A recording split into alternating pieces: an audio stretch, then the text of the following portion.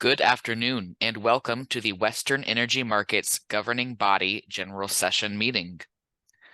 Please note that this call is being recorded and all attendees are currently muted to reduce background noise. There will be opportunity for public comment throughout today's call, at which point you can press the raise hand icon on Zoom, or if you are dialed into our phone-only line, you can press #2 on your telephone keypad to enter the comment queue. With that, I will now turn the meeting over to Chair Rob Konzioka. Please go ahead, sir. Silas, thank you very much.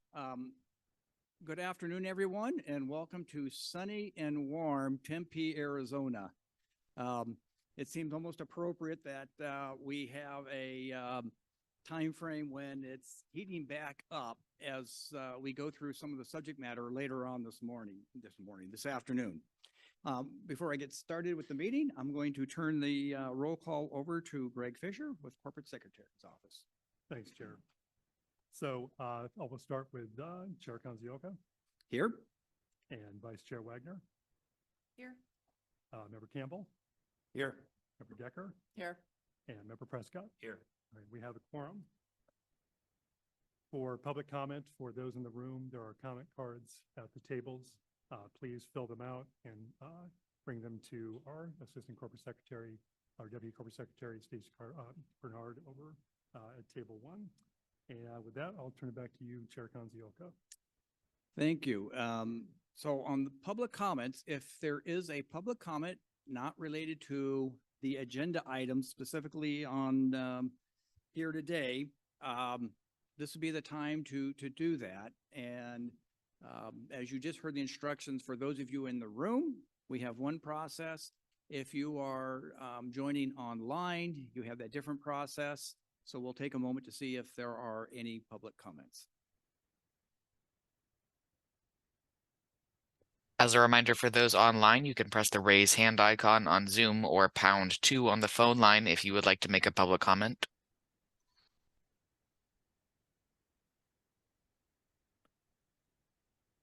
There are no comments online at this time. Okay, and there are no, I'm going to confirm, no comments here in the room, correct? And there are none. So we'll go on and move to agenda item 2, which is the approval of the meeting minutes from June 20th, and I will turn that back over to Greg for that. Thank you. Chair, we'd like a motion to approve the minutes. So moved. Second? Second. All in favor? Aye. Any opposed? The motion passes. Thank you. Okay. Before we move on to agenda item 3, which is the CEO remarks by Elliot Mainzer, just a few comments from me. And one is, it's pretty clear that we are not meeting in Folsom, that we are here in Tempe for a regional meeting. Now, the significance of that is this is our first, I'll say, true regional meeting since 2019. Now, we have had 2 meetings outside of California, one in Salt Lake City and one in Boise for our annual meeting. But this is our first regularly scheduled meeting outside of California. And prior to COVID, there had been an ongoing emphasis for including regional meetings. And this is our attempt to move and continue to move in that direction. It provides an opportunity to reach those who we might not otherwise have a chance to speak with and interact with. And it provides a chance to have a focus on regional issues. And I think when you take a look at our agenda and the meeting material, I think you'll gather that perspective. And I think that you'll find it very helpful, informational, and educational.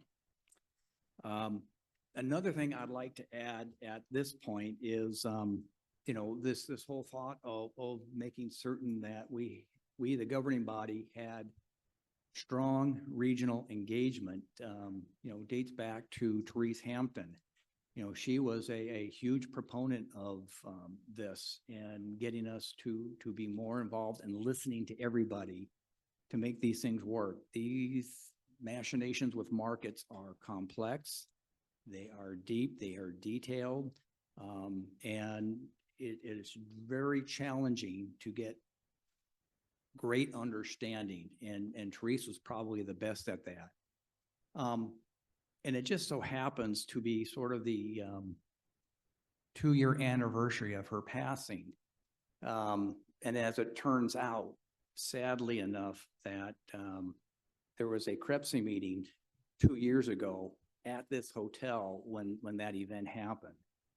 And I would just ask everybody to have a bit of remembrance of her and share in her vision for what she saw of energy markets and for us being able to come together. So just, you know, if you can take that moment and just have a little bit of reflection.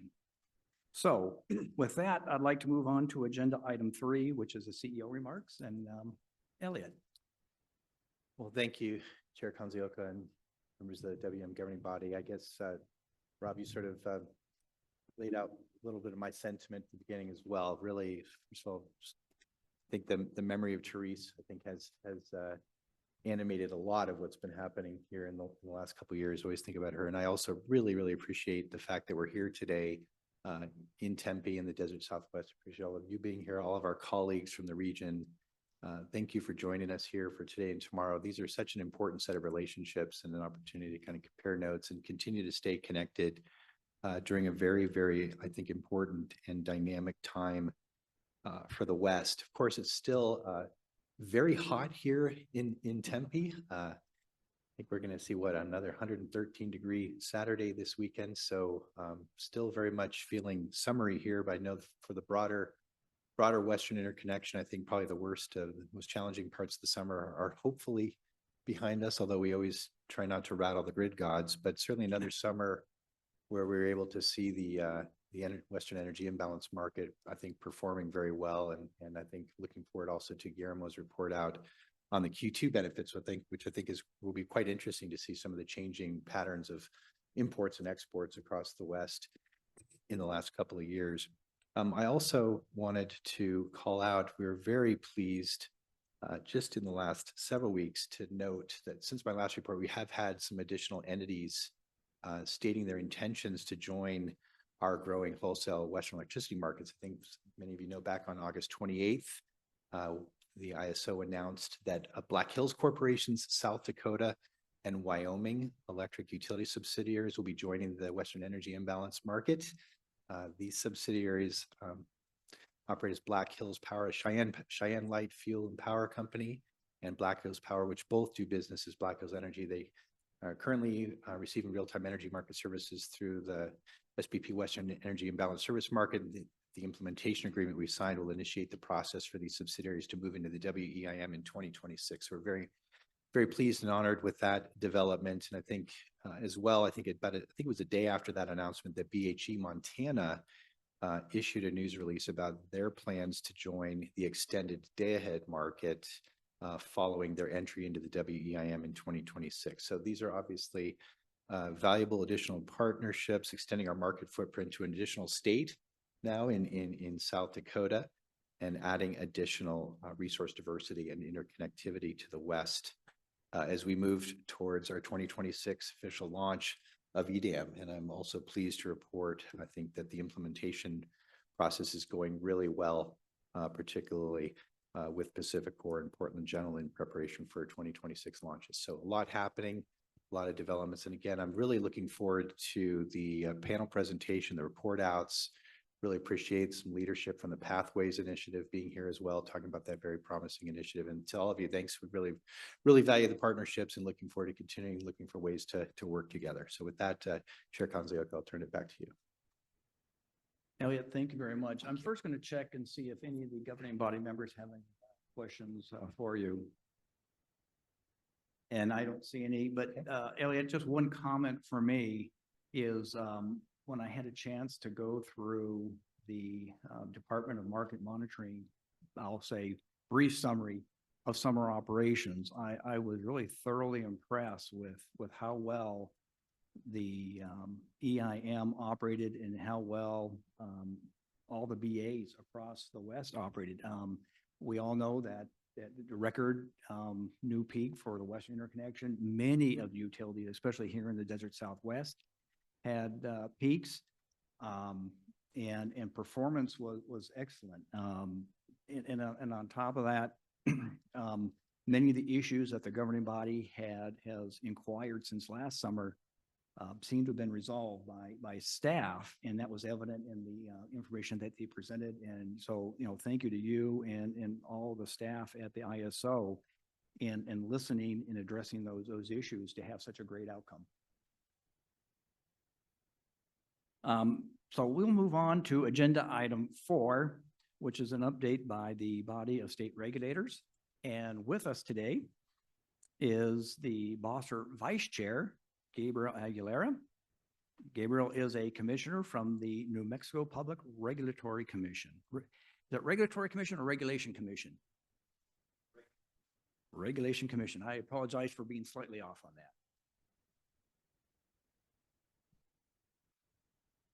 Okay. Here we go. Well, yes, it's Regulation Commission, and it's confusing. We actually used to be the Public Utilities Commission a long time ago, and it's changed multiple times. Good afternoon, Chair Kanzioka, Vice Chair Wagner, governing body members, and other CAISO staff here at the table. It's great to be here in Tempe with you all. I am here because Bosser Chair Williamson is traveling and was unable to be here, so you get me instead. So I'll go ahead and provide an update. Since the last update the Bosser provided, we have held 3 monthly meetings. July's meeting was dedicated to getting the Bosser up to speed on the West-Wide Governance Pathways Initiative Step 1 proposal. As you know, the Bosser supported the proposal in its entirety, with 2 states abstaining from the comments that we provided. At our August meeting, we received another update on pathways focusing on the public interest portion of the Step 2 proposal and the impacts the proposal may have on the Bosser. We've been following the progress made by the launch committee and will continue to monitor the initiative and provide input whenever necessary. Sorry, that was also at August meeting, we received an update from Bosser staff on the storage bid cost recovery and energy initiative. The Bosser has not filed comments in the older process, but is monitoring the initiative closely and will determine whether it is appropriate to submit comments. During the September meeting, Robinson, staff, provided commissioners an update on the policy initiatives we're working that may fall under joint authority. Bosser members also discussed ways to improve the wholesale electricity market training that WEM and Stanford offer to commissioners and their staff. And lastly, Bosser received an update on the pathways to proposal. Bosser's October 11 meeting has been canceled because we will instead have an in-person meeting later in October in San Diego. Governing body, this concludes my report today, and so on behalf of the Bosser, thank you for your time, and I am happy to take any questions that you may have. Commissioner Aguilera, thank you very much, and I am going to check and see if any questions, and there appear to be none, so thank you for the remarks.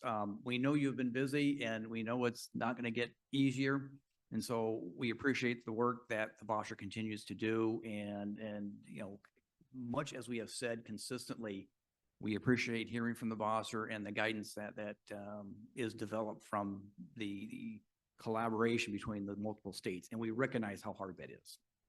Thank you. We appreciate that, and we'll keep those comments coming when we have them. Thank you. So moving on, our next item is an update on the Regional Issues Forum. This is agenda item 5, and I'm going to first check, are we ready to go online? Okay, so with us today is the Regional Issues Forum Chair, Meg McNall. Meg is the partner with Thompson Colburn and typically represents the 6 cities. And now Meg, just, I'm now finding the screen where you are. I was looking around. I didn't see it in the normal location. So Meg, the floor is yours.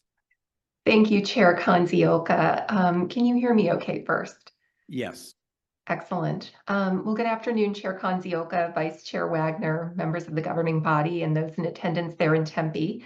I do have a short update this afternoon on behalf of the Regional Issues Forum.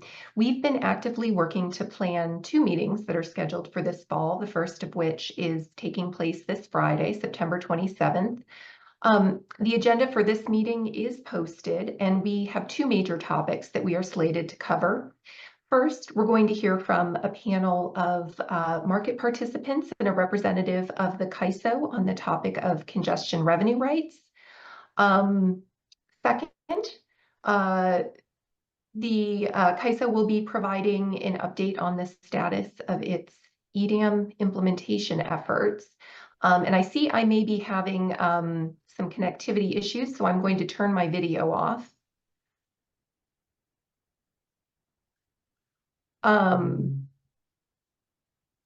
We have a meeting scheduled as well for October 29th, the day before the CAISO Symposium in Sacramento. We're still finalizing our agenda for that meeting, but discussion topics will include a panel focused on potential enhancements to the CAISO stakeholder and working group processes, and a continued discussion on the topic of congestion revenue rights with a deeper dive into several issues there.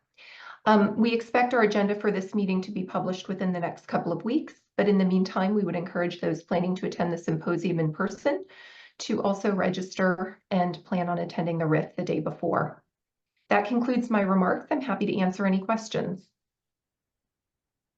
Meg, as usual, thank you. I'm going to check with the governing body members, and Member Decker has an inquiry with you. Okay, so Meg, thank you for your report. And so I'm curious on the September or on the October meeting where you are talking about the stakeholder engagement, given the, will it be linked to where the pathways step 2 might be going with stakeholders or processes, or is it something different than that? So I think we've been trying to navigate that question ourselves as the panel comes together. A number of members of the RIF liaison group are working on the pathways process, including on the stakeholder process related work stream. So while we're primarily focusing in October on discussions of enhancements that could be considered to the existing stakeholder and working group processes, we are planning on touching on some of the changes that may be proposed and ultimately adopted in pathways. So I think the answer to your question is yes, we'll be looking at both of those items, but the primary focus, I would say, will be on enhancements to existing processes. All right, thank you. Yeah. Meg, there are no more questions, but again, thank you not only for the update, but for the continued work with the RIF. Much like the Bosser, we recognize the challenge in pulling together such a varied and wide interest stakeholder group. And it's really we're very appreciative of the work to be able to really focus in on certain topics and move things forward and get development, with the main outcome being to provide advice and guidance to the governing body. So thank you. Thank you very much. With that, we'll move on to the next agenda item. But before we get there, I just want to make a short announcement. We've been joined by the Board of Governor member, Joe Edo. I did not see him before. So Joe, if you were there when we started, I apologize. But okay, But the governing body always appreciates when Board of Governor member can attend a meeting and help with engagement while we have these regional meetings. So thank you. So our next agenda item 6, which is the WEIM benefits and market update. Anna McKenna, Vice President of Market Design and Analysis, will provide the introduction. And before she does that, Guillermo has stepped up for to the podium. And I just want to note to Anna and Guillermo that in looking at the material, I see there's a lot of new information for us to understand and to have you go through. Terrific material, and I appreciate your opportunity to present this so we can understand this better. So I'm looking, where are you, Anna? There you are. I'm right here. Thank you, Yeah. Chair Kanzioka, and I have the pleasure of introducing Guillermo. He'll be walking us through the market update, market benefits and market update. So with that, I will turn it over to Guillermo. Okay, thank you, Anna, for the introduction. Members of the governing body, thank you for the opportunity to present this in person. And I will go through a series of slides to walk through you the benefits that we have for the second quarter of 2024. Next slide, please. For the second quarter of 2024, we have a total economic gross benefit of $365 million. There are different dynamics over the period of time that we are reporting. You can see that we have a breakdown by month and also by balancing area. There are many dynamics that happen around this time of the year. We have 3 main drivers that lead to this level of benefits. The first one is that we have a large market footprint consisting of 20 plus balancing areas. By the fact of having that many entities, we leverage on the opportunities of economic displacement and the ability to really move power from different locations as needed. The second part that is embedded into this economic dynamic is the transfer capabilities that we have as part of the large footprint. The transfer capability is the enabler to realize these economic benefits. It allows to have this centralized market to be able to move power from any corner of the system to where the demand is needed to be met. And having that many balancing areas in the system allows this optimization across the larger footprint. Together with that, we have the natural economic opportunities.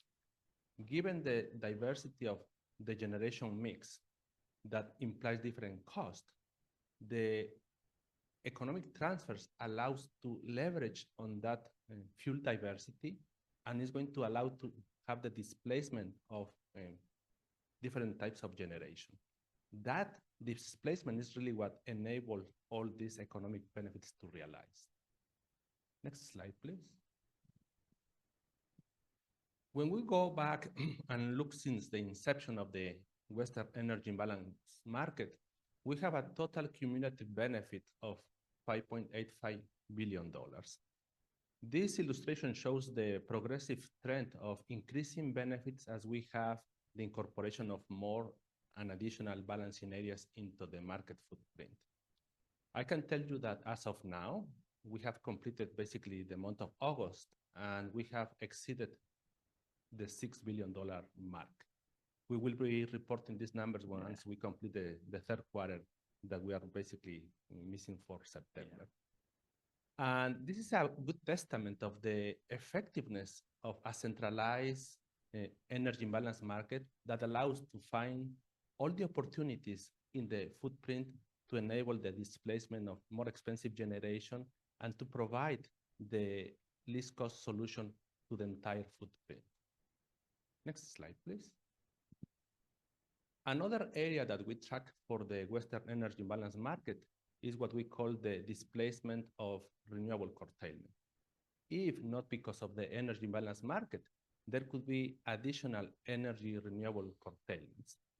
Once we have the integrated market, rather than curtailing that energy, we can economically transfer to the areas where it's most needed.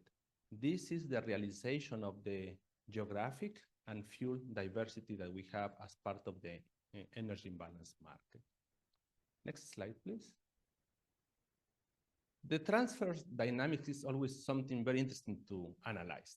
This is a sample of the dynamics that we have for the entire footprint of the energy imbalance market for the second quarter of 2024. The illustration on the left captures the stream flows of the transfers that are going from a given balancing area to another balancing area. The thickness of the stream amounts to the size, the volume of these transfers being realized. It also allows you to see how specific transfers from one balancing area are distributed to many other balancing areas. The crowded the plot is, the more transactions, the more transfers are happening in the market. And again, this is a good testament of how a centralized market is able to find every single opportunity to realize these complicated transactions among the different balancing areas. On the right-hand side, we have the summary of the same information by balancing area and also indicating the direction of the transfer. On the left-hand side, negative values amount for exports. These are the volumes of the exports going from different areas. On the positive side, this is the imports. This is the volumes of the imports realized to different balancing areas. For this specific quarter, we have to put in context the seasonality conditions. Quarter two is typically accounting for the months that we call the shoulder months, the transition months, going from the springtime towards the summer conditions. This is the time of the year where we have hydro production getting its maximum level. This is the time when we have renewable resources peaking, and at the same time, we have moderate levels of demand. It is the perfect condition to have these economic opportunities for transactions. And in this specific quarter, we have the maximum level of exports coming from the ISO. This is the time of the year where we reach the record peaking for renewable resources. Indeed, in the recent months, we have been breaking the records every other day about the solar production. We were very close to reach the 20,000 megawatts of solar production. When you have that level of production in the middle of the day, when we have moderate demands of, in the system, is the perfect time to leverage on the diversity and be able to transact for other balancing areas. On the other end, there are many other balancing areas that absorb that exports through the imports. In the extreme case, the Power X balancing area is the one that consumes most of that energy coming from the ISO and other balancing areas. Next slide, please. Now, a snapshot for one quarter is interesting enough. Given all the history that we have for the energy imbalance market, we wanted to look in retrospective how the transfers have evolved over the years, effectively since the inception of the Western energy imbalance market. For your reference, on the top part of the illustration, there is a reference of the point in time when the different balancing areas join the market. And there are different points that you can refer to this one. The first one is that when we started the energy imbalance market back in 2014, it was basically in partnership with PAC Corporation. There were only basically two balancing areas, and the levels of transfers were quite moderate. As we start onboarding additional balancing areas, you can see how the transfers naturally evolve. And one interesting trend here is that when you place the onboarding of different balancing areas, you can see the volume of the transfers basically taking these discrete jumps, basically resets the basis of the levels of the transfers. This is a very easy way to characterize how adding balancing areas to the market increases dramatically the transfer capability of the market. Not only by the means of the additional transfers of the onboarded entity, but the secondary effect also by enabling different paths, additional paths for other balancing areas. That is the added effect of having a new entity joining the market. And over the years, you can see how the volume of transfers have realized dramatically to the point that We have very increasing levels as we continue to operate the system, even with the 22 balancing areas that are part of the market. Next slide, please. When we refer to transfers, there are many combinations possible in the system. One way to try to observe the diversity in terms of geography, timing, and seasonality conditions is by organizing them by the regional nature. We have 4 different regions: the Pacific Northwest, the Central Mountain area, California area, and the Desert Southwest. And there are at least 2 different dynamics that we can observe here. The first one is when we look at one region on its own, the progression over the years. We can see how the volume of transfers has increased naturally as we have more areas onboarded into the system. The second dynamic is what happens between the regions. All of the regions are realizing the benefits of the transfers. We can see that in some cases, like in 2023, there were some regions where they needed most the power, and we can see the spikes of the transfers coming into the area in the side of the imports. And that was supported by the other regions, the Desert Southwest and the California area. This just shows you the leverage of this regional diversity that is composed by all these balancing areas participating in the market. Next slide, please. The secondary effect of the transfers is about this implicit will-through that I referred to earlier. By the fact of having one more balancing area being part of the market, in addition to bringing its own transfer capability, it creates new pathways to enable additional transfers into the system. This is a metric that we started tracking for a few years ago and consists of all the implicit will-through that the market is able to realize. This is how it's possible for the EIM market to move power from the corner of the Pacific Northwest all the way through the Desert Southwest, because there is this infinite number of permutations through the different balancing areas that enable these pathways. And the trend that you can see here is an increasing trend over the years. Next slide, please. Price is always of interest. It reflects the economic value of the market. For this specific season, the second quarter, prices are relatively moderate. Again, these are the conditions where we have moderate levels of demand, plenty of supply, and prices are moving from the springtime towards the summer conditions. Prices were relatively low, and in comparison, we also have the bilateral external prices. These are the markers that you have in the center of each subgroup. And they were in general higher than the CAISO prices. We can observe these dynamics all the time, potentially tracking very closely or diverging under certain conditions. In particular, you may observe that the prices for the PowerX balancing area were higher relative to the rest of the system. And that is because basically it was maximized in the level of imports that they can bring into their system. By the time these imports are maximized, they naturally get separated from the rest of the system.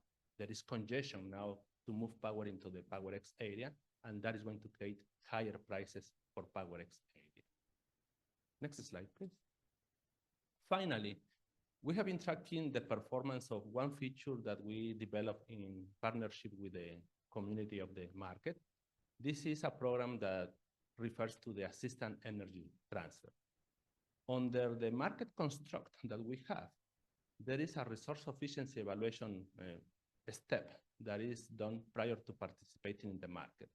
Under certain conditions, balancing areas may fail that test, and they are going to be limited to the amount of transfers they can rely to balance their own needs. This mechanism, that is the assistant energy transfers, allow them to opt in for this program, and if they are not able to pass the test, the market will still allow them to leverage on those transfers with some settlements implications.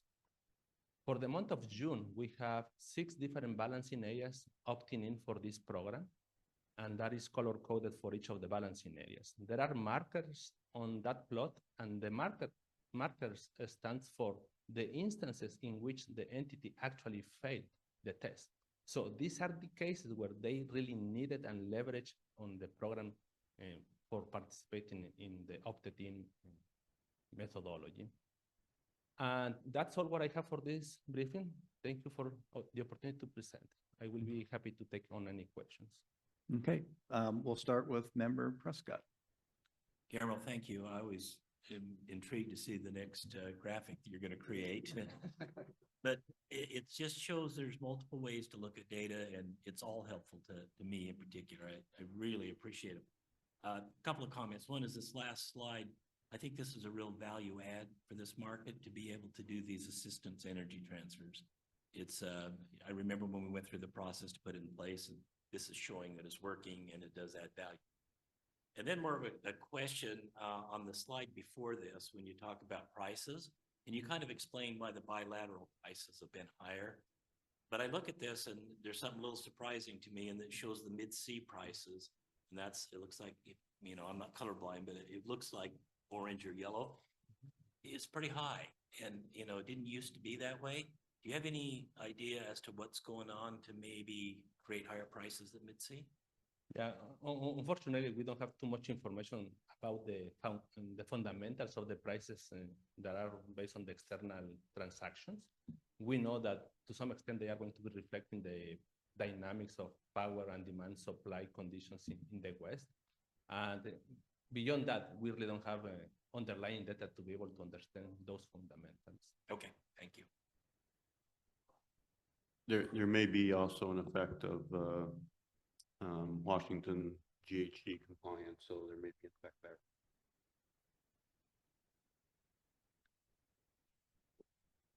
Just looking here and see if there's any other questions or comments, and there are none. Guillermo, let me kind of reinforce what Member Prescott just said. We very much appreciate the information that you provide, and as you create these new graphics, it is very helpful in trying to assimilate and understand all of the data, because it is hard to absorb sometimes when you go through a lot of reports, and the graphics do a great job of condensing things down so that they are bite-sized and understandable. And I think that, a key takeaway I had from your slides is it's really amazing that as the WEIM expanded, regardless of the size of the NT joining, it tended to dramatically increase the volume and the trading and movement of energy going on. And I think that those graphics do a great job of showing that. And it's also very interesting to see how the movement changes, for over time, whether year to year, depending upon the seasonal energy needs. And I think we can continue to learn a lot. So thank you very much. Thank you. And no more questions. So thank you.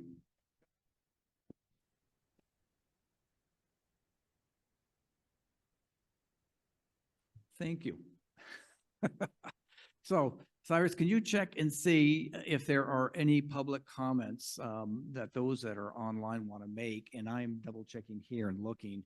I don't believe there's anyone in the room that has a public comment they want to make. If you are online and would like to make a public comment, you can press the raise hand icon on Zoom, or you can press #2 on your telephone keypad to enter the comment queue.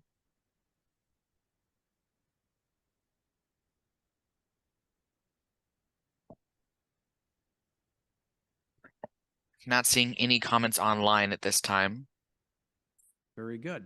Thank you, and we will move on. Our next agenda item is a briefing by our market expert, Susan Pope. And I'm going to turn this over to Member Campbell for any opening remarks before Susan presents. Thank you, Chair Kanzioka. So I'll introduce this item in my role as the liaison to the governing body market expert. So the role of the market expert was created just a couple of years ago. It came out of a recommendation from the Governance Review Committee to create a new role, somebody who would be basically a market expert, as the name says, and someone who works strictly at the direction of the governing body. And we found Susan to be very helpful as we deliberate on many of the complex topics that come before us. This particular item, so there was a item that had been kind of penciled in for this agenda, looking at bid cost recovery for energy storage. As that was sort of emerging, we sort of flagged that as a great topic for Susan to take a look at and provide some analysis to us on. It's a complex issue. It's an issue that also appears in different markets in different ways. So it's one where her particular background really lends to helping us deliberate. As that particular item, that stakeholder initiative, as you'll hear, I think tomorrow in an update, that did get pushed out. But we did decide to take advantage of this opportunity to just sort of help get ourselves up to speed on the topic of bid cost recovery. It's a fundamental, very typical feature of energy markets, and it's also a very complex aspect of energy markets. So we requested that Susan prepare a briefing for us. This is on just the general topic of bid cost recovery payments, why they exist, what they are. And this does not specifically address the particular policy initiative that's still in the works. So hopefully we find this as a helpful backgrounder for us, preparing the governing body for deliberating at the next meeting, and hopefully stakeholders and others also find this helpful. I'll mention, looking ahead, there is also a public comment opportunity on this item, so you can keep that in mind. Now I will hand things over to Susan Pope. Thank you, Member Campbell. And good afternoon, Chair Konzioka, governing body members, and everyone else attending in person or remotely for this presentation. As Member Campbell said, this is an educational briefing on bid cost recovery payments and is not intended to be a discussion of current issues, but rather to provide background to support discussion of bid cost recovery whenever and wherever it comes up in the stakeholder initiatives. So just as an introductory comment, in my opinion, the discussion of bid cost recovery kind of gets at the heart of some central issues and goals in the design of competitive electricity markets. So I'm hoping that some of this discussion will provide a framework for a broader sense of understanding, at least by some of the high-level goals of electricity market design, and will help to connect the dots and maybe provide some coherence across some of the issues discussed in the different initiatives. So I'm going to talk, next slide, please. So I'm going to talk about 3 topics today.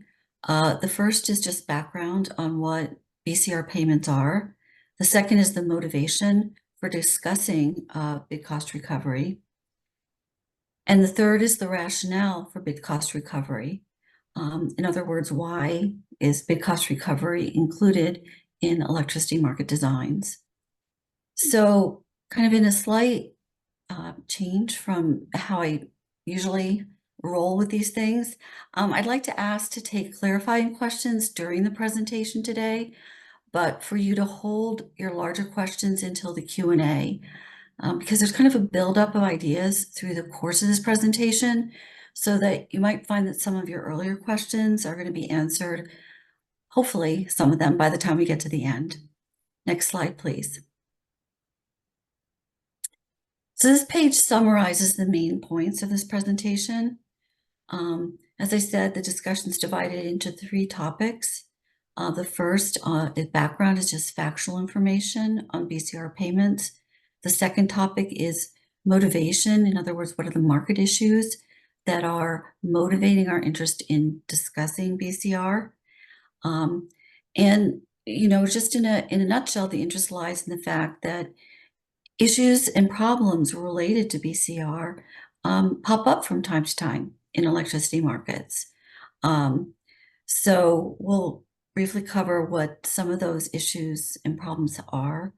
And in the third topic then goes to the issue of why, given the fact that BCR-related issues can occur, why do we have it in the design of electricity markets? What's the rationale for it?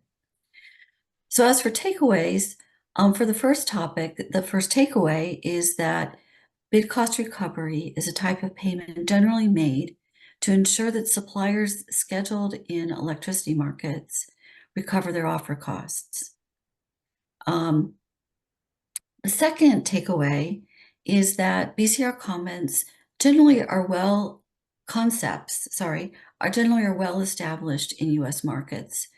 They've been around since the 1990s and are largely similar across ISOs, although you'll find that the exact formulas used in different regional markets will differ because of basic differences in the design of the market, say what ancillary services or reserve products they have, or whether they have 2 settlements or 3 settlements like you do in the California ISO. And then the third takeaway is that the rules for specific calculation of bid cost recovery payments may have to be updated to address new types of resources or when there are market design changes.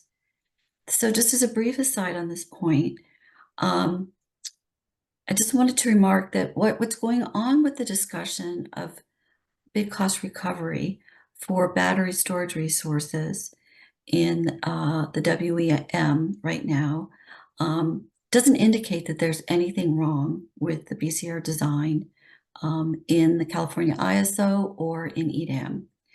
What's going on in this initiative is the need to extend the bid cost recovery concepts to apply to a new resource type with new operational and cost characteristics. So the fact that this is an issue in the California ISO and Western Energy Market doesn't signify a problem. It just signifies that storage has become a very important resource in your region and that the market rules have to be updated to address that. Furthermore, there's no existing model for how to update the bid cost recovery rules for storage because in the Western Energy Market region, you're really moving ahead of the rest of the country in addressing the need to update bid cost recovery to take into account things like state of charge. Just because storage is so important in your region and other regions just haven't gotten to that point yet. So the fact that you're wrestling with this issue kind of is because you're a little ahead of the game here, not because you've got a problem. Moving on to the middle row of this slide, the motivation for discussing BCR is that market issues arise around it from time to time. There can be overpayments or underpayments of bid cost recovery payments. So the first takeaway is that there's a potential for parties with market power to offer into the market so as to increase the amount of BCR they are paid. Okay, and we'll talk about this more in later slides. The second takeaway about motivation is that there can be potential for unintended or unwarranted BCR payments, which means that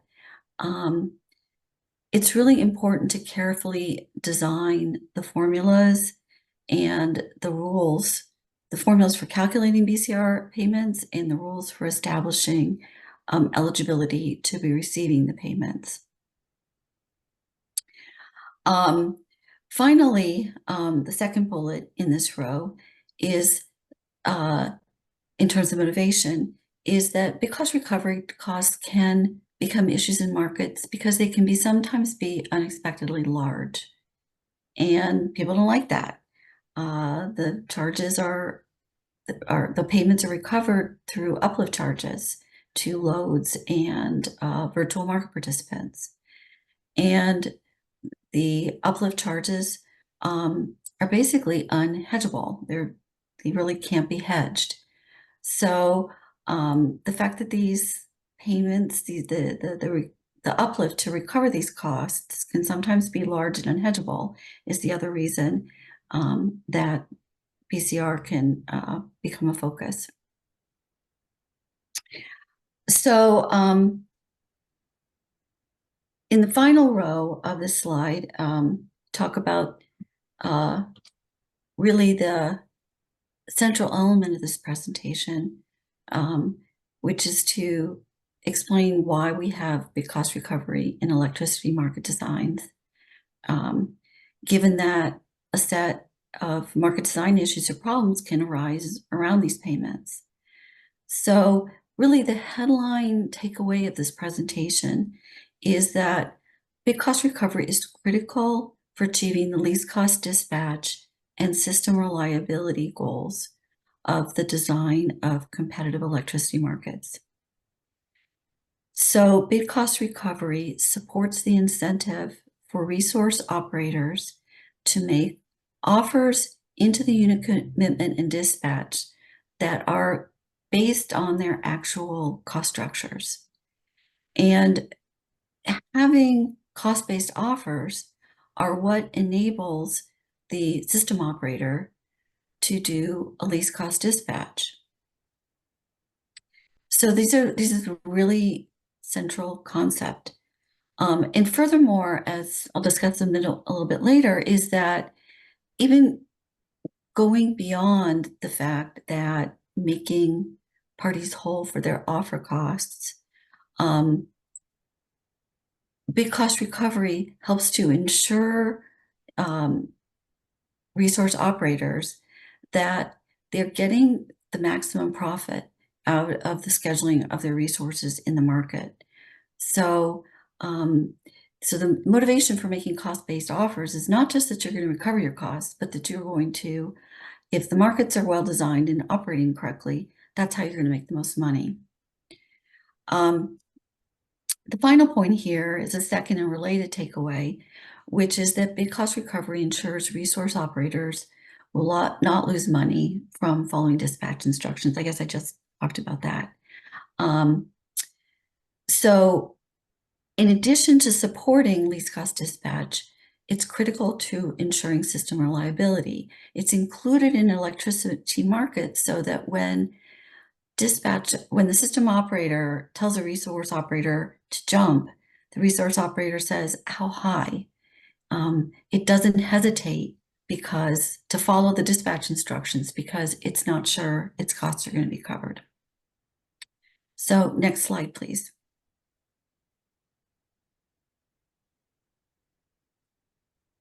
Next slide, please. Thank you. Thank you.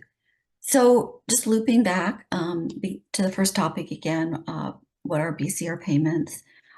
Just to reiterate, they are generally intended to ensure that supply resources scheduled in electricity markets recover their offer costs after accounting for the locational marginal prices they're paid for energy and the ancillary services revenues they're paid. The motivating idea for BCR, I guess I just talked about it, is that operators are going to follow system operator dispatch instructions if they can be sure they won't lose money by doing so. And here I just wanted to point out that there's some very good real-life examples of times when reliability in disasters really, have been very narrowly averted in situations in which the tariffs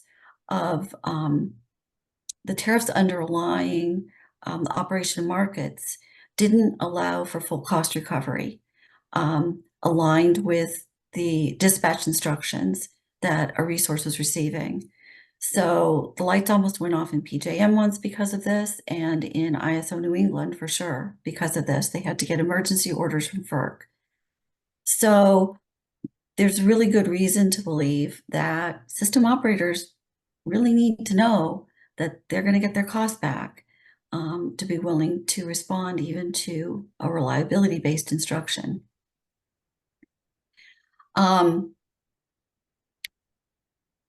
So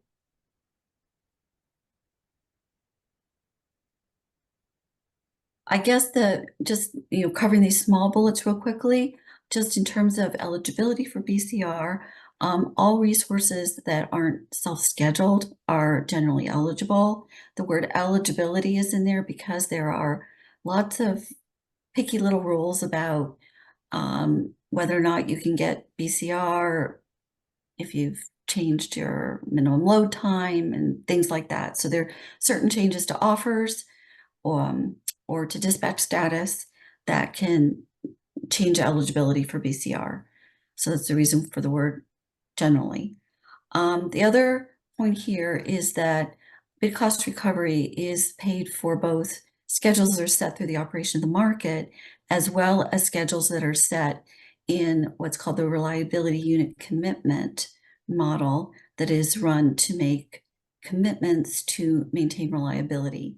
So units that have schedules for either of those reasons, because of market runs or reliability runs, are eligible for BCR payments. So next slide, please. So as I said, the conceptual basis for bid cost recovery is well established and dates back to the 1990s in the US, and the rules are generally similar across markets. All centrally dispatched regional electricity markets have bid cost recovery because it's needed for day-ahead markets with unit commitment in which there are offers that for unit commitment costs, such as startup costs and minimum load costs. BCR also occurs when resources are dispatched out of merit for reliability or committed in real time. So it doesn't occur just in the day-ahead market.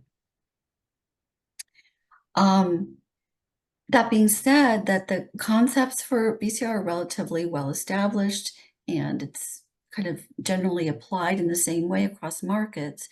The specific rules for BCR calculations are going to vary across US electricity markets based on their specific designs.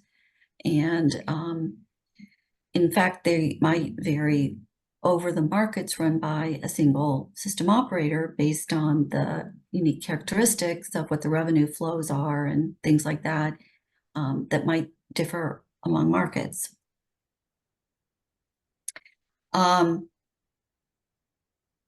So while conceptually BCR is the same in all markets, the actual calculations are going to differ. So the final bullet here is that, again, that BCR rules can change to address new types of resources that have new types of operating constraints and cost structures, and that's what's going on with batteries in the current stakeholder initiative. So there's not a problem with EDAM or with the CAISO unit commitment. It's just that, you know, the ISO and the stakeholders need to work through a good set of rules for battery storage. Next slide, please. Okay, I'm going to skip this slide actually for the moment. So next slide, please. I'm going to come back to this a little later. This slide addresses the second topic of the presentation, which is the motivation for discussing BCR. It's a complicating feature of electricity markets. It doesn't exist in classical economics, and a number of issues arise because of it. The first issue is that BCR payments can be inflated by parties that are able to exercise market power during the unit commitment process.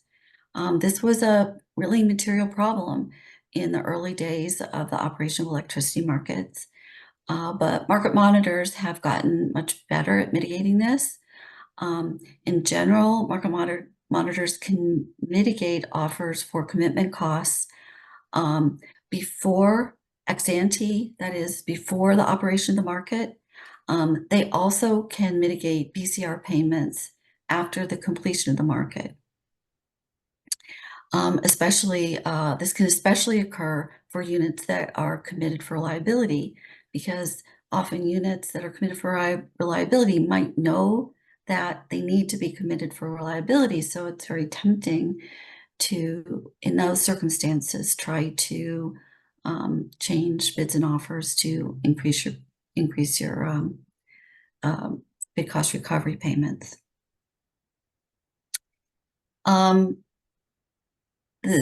The point here, I think I talked about a little already, the second sub-bullet here is that because of how BCR is calculated, the rules need to be carefully structured to make sure parties aren't getting unintended or unwarranted BCR payments.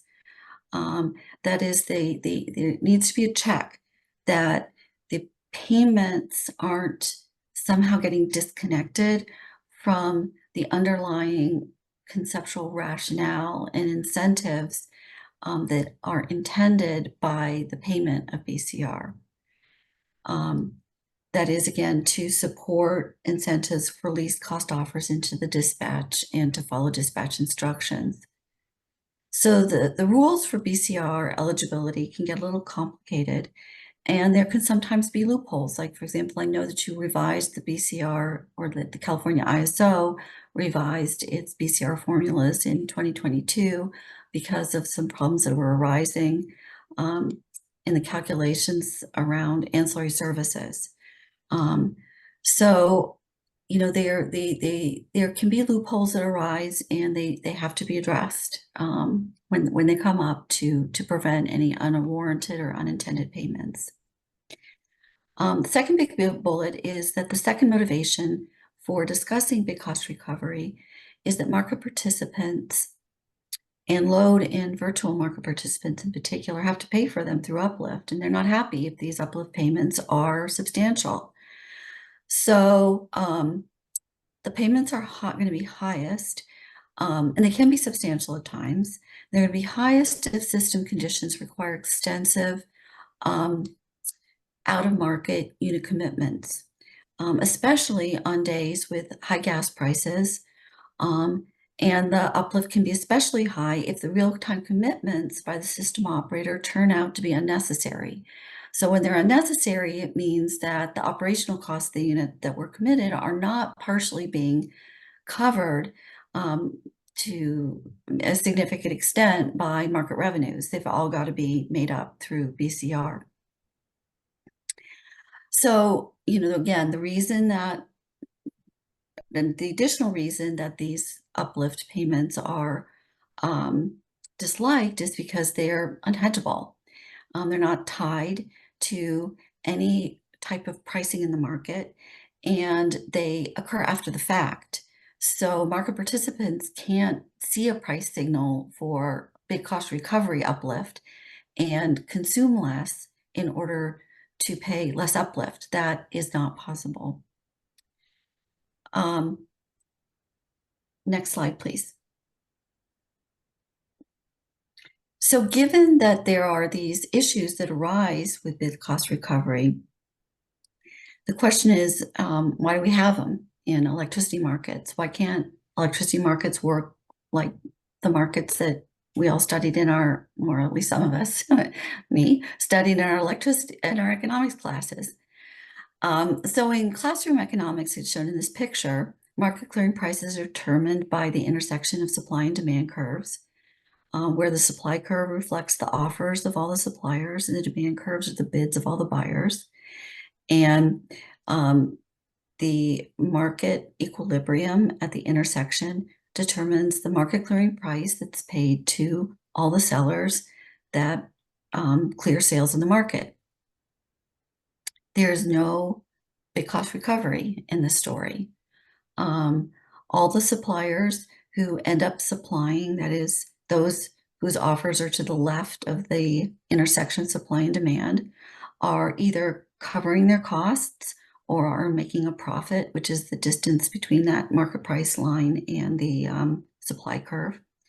And any suppliers whose costs are above the market price sit to the right of the intersection of supply and demand, and they aren't being scheduled, so they have no unrecovered costs. So the issue is that this classical economics doesn't apply to electric markets for a number of reasons. And, you know, a straightforward example is that on a transmission grid, you don't have just simply the intersection of supply and demand driving the market. System operators have to also worry about whether the schedules coming out of the running of the market meet reliability constraints. So classical markets don't have to take into account anything other than the clearing of supply and demand. There's nothing like a reliability constraint here. So next page, please. So BCR payments are made to maintain the efficient incentives of textbook economics in the more complicated context of electricity markets to the extent possible. So this slide gives 4 ways in which the characteristics of electricity markets differ from those of textbook descriptions of market operation. And, you know, much as I tried, the points listed on this page capture the primary differences as neatly as I could, but the points aren't completely distinct. In other words, BCR occurs for generally for more than one of the reasons on this page. The points don't apply separately to cause bid cost recovery payments. So the first 2 reasons here pertain primarily to the need to recover commitment costs in electricity markets. And the last 2 primarily pertain to the need to make sure resources are held whole for following system operator instructions. So the first way in which electricity markets are different are that bids and offers consist of many parameters to communicate the actual costs and operating characteristics of resources. So unlike classical supply curves, offers in electricity markets consider more than just an offer for incremental cost. Secondly, system reliability requirements are imposed in clearing electricity markets. So it's just not a matter of clearing where supply equals demand. Reliability constraints also need to be taken into account. And the markets also aren't cleared for just one single period of time, as they are in classical economics. In electricity markets, supply and demand are often cleared simultaneously for multiple time periods, and schedules are set at the same time in the same market process that span multiple time periods. So the third reason for BCR payments is that system operators can require the operation of resources to maintain reliability, and they may commit the resources during a reliability unit commitment step, or they may commit them at any time if needed to maintain system reliability. You know, there's an attempt to model all sort of operational constraints in the models that are used for these markets, but they're not all in there. In particular, for example, voltage constraints can cause the commitment of units that then they need some bid cost recovery to make sure that they cover their costs. So the final point here is in terms of the characteristics of electricity markets driving BCR is that the use of multi-settlement systems in which deviations from financial schedules are settled against prices in a subsequent market can lead to the need for bid cost recovery. Next page, please. So now I'm looping back again, and I just want to briefly describe here in more detail each of the factors driving bid cost recovery payments. The first of these is that BCR can occur because the offers for electricity supply resources consist of multiple parts. The offers can include multiple dollar-denominated values, the incremental energy offer, as well as offers that we call part of the commitment costs. And that includes offers to start up, which are dollars per startup, and costs of reaching minimum load. So often thermal units can't operate below a certain operational number of megawatt hours, and there are costs to get to that minimum load level that are part of what we call commitment cost offers. And dollar denominated values also include ancillary services. Unit resource offers also include lots of non-price parameters such as minimum load megawatts, state of charge limits, ramp rates, and many other things. And one point here is that rules in all ISOs can restrict the frequency with which some of these offer parameters can change.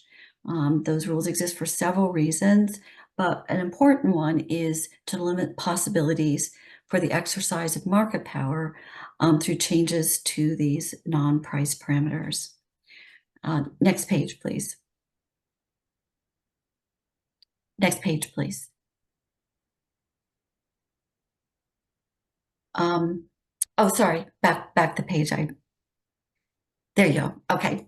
So because of the multiple parts of electricity supply offers on the prior page, the market clearing prices for energy are not always enough to ensure the suppliers, especially those of traditional thermal energy, will cover their offer costs, which brings about the need for BCR. So what you see here in this example is that thermal resources incur a block of startup costs and minimum load costs in order to reach the minimum level of operation at which they can start to be dispatched based on their incremental cost offers.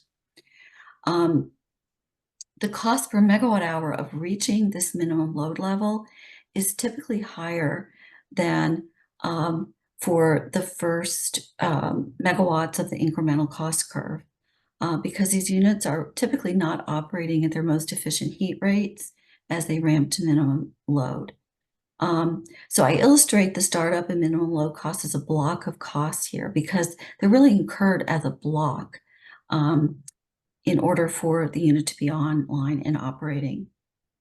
So what you see in this example at the illustrated market price is that if the unit were paid for the scheduled quantity where the market price intersects its incremental cost curve at the LMP for the market price here, it would earn a little bit of margin for some of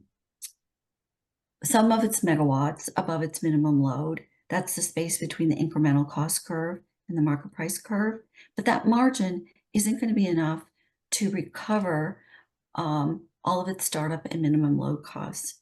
So this is an example of a unit that needs big cost recovery.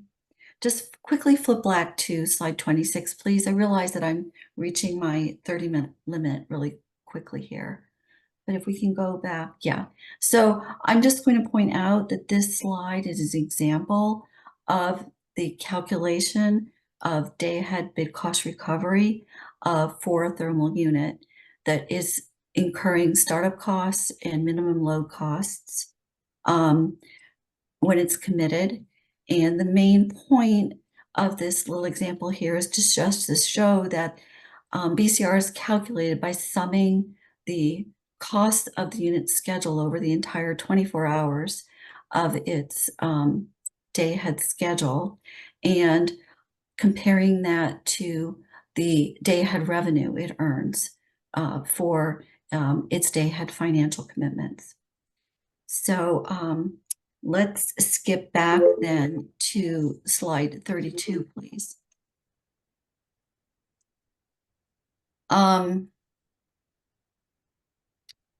So putting aside the multi-part nature of supplier offers, other aspects of electricity markets also lead to the need for bid cost recovery, in particular because of system reliability requirements. So the two main bullets on this page, I've kind of distinguished that BCR payments related to reliability can occur either because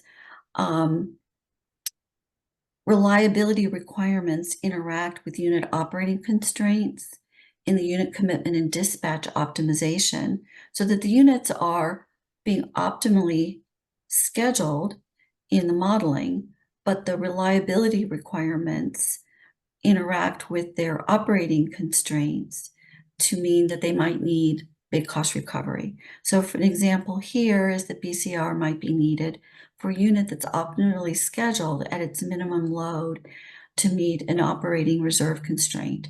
So it might need to run at its minimum load in this period because it's needed to meet an operating reserve need, say for flexibility reserves, in a later period of time and can't ramp up quickly enough and get online quickly enough to provide those reserves in a later period unless it's operating at minimum load now and incurring the need for big cost recovery payments.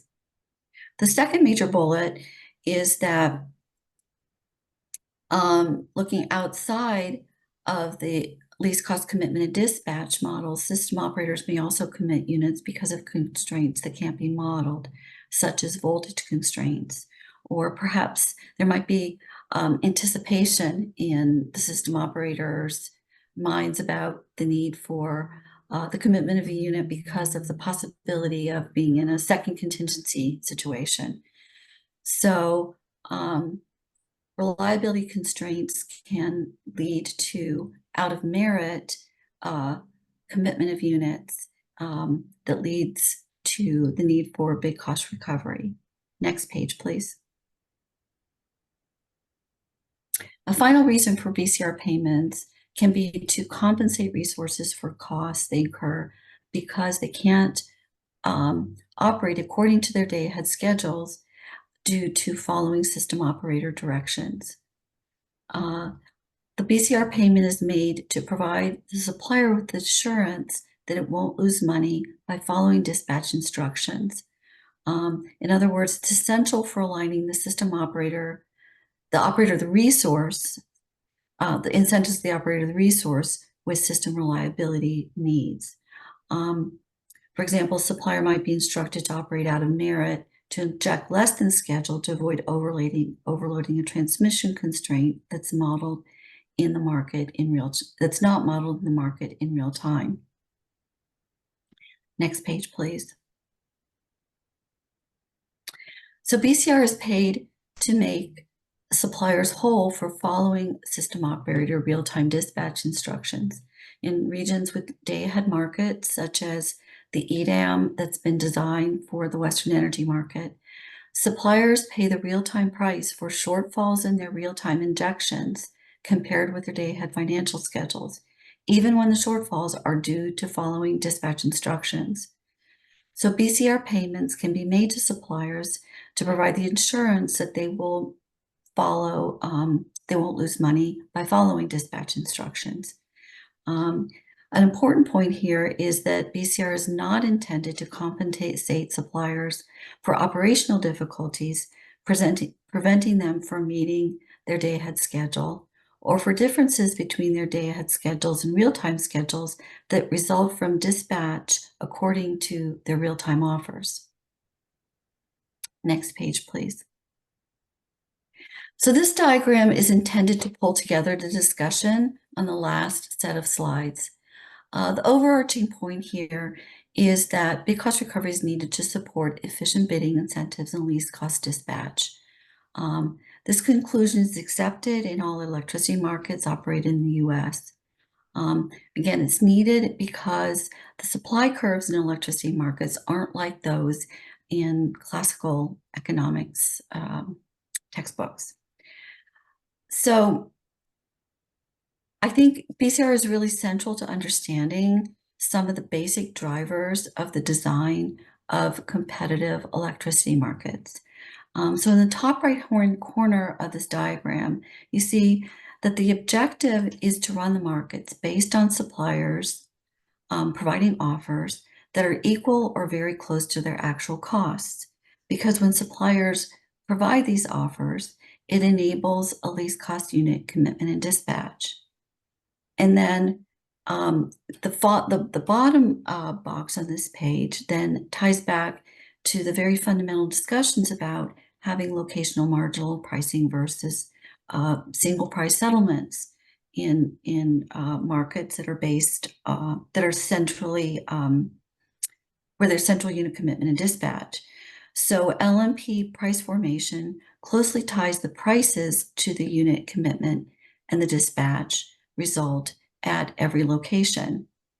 And then if you follow the upward slanting arrow to the left, the intention is that the result of the schedules from the least cost unit commitment dispatch, the price formation that's closely tied to this dispatch, as well as pricing for ancillary services, and with the addition of bid cost recovery payments when relevant, is going to yield maximum supplier profits. So that suppliers are going to see that, going back to the top right-hand box, by providing offers that were very close or equal to their actual operating costs and providing non-price parameters that are closely reflective of their actual operating parameters, they're going to get prices and schedules out of the market design that are going to be about the best that they can do. They're going to break even or profit from cost-based offers. But hanging over here on the left-hand side of the diagram is, again, the reminder that to make this work in electricity markets, you need the BCR payments. So that's what I have for you today. Thank you for listening. And I'm sorry that I went a few minutes over here, Rob, but I'd be happy to take any questions on this presentation or on the slides in the appendix. Susan, thank you for that presentation and that very high-quality educational review. As you note that we may have a decisional item at the next meeting on bid cost recovery, and this is a really good foundation for us to have. At this point, let me check and see if there are any questions or comments from the governing body members, and then after that, we'll go to public comment. So, Member Prescott. Wow. Thanks, Susan. That good deep dive, and I have a much better understanding now. You spent a fair amount of time talking about the reasons for BCR, and I get it now. And I'm testing this and see if I got it right. There's kind of two reasons. There's to complete the least cost dispatch, and there could be system reliability causes. Right. That's right. Okay. So Both. to me, those are kind of distinct. They may work together, but they're distinct causes. My question really is, in the uplift charges, that money has to come from somewhere. Somebody has to pay. So typically, how is that allocated between the two? Because you might allocate them differently depending on whether it's a least cost dispatch reason or a system reliability reason. Can you shed any light on who pays is what I'm asking? John, you're asking me to delve back into my memory from EDAM. What you can recall, let's put it that way. Yes, and anybody could help me, please do. Into my memory of the EDAM market rules from January of 2023. And what I recall from those is that the cost of the reliability unit commitment is intended to be recovered partially from virtual supply. So there's a specific allocation of costs to, I think, virtual supply that results that the virtual supply and maybe something else that has to do with units that are committed in the reliability step. But my general recollection is that this uplift is recovered from all load on the system on a per megawatt hour basis.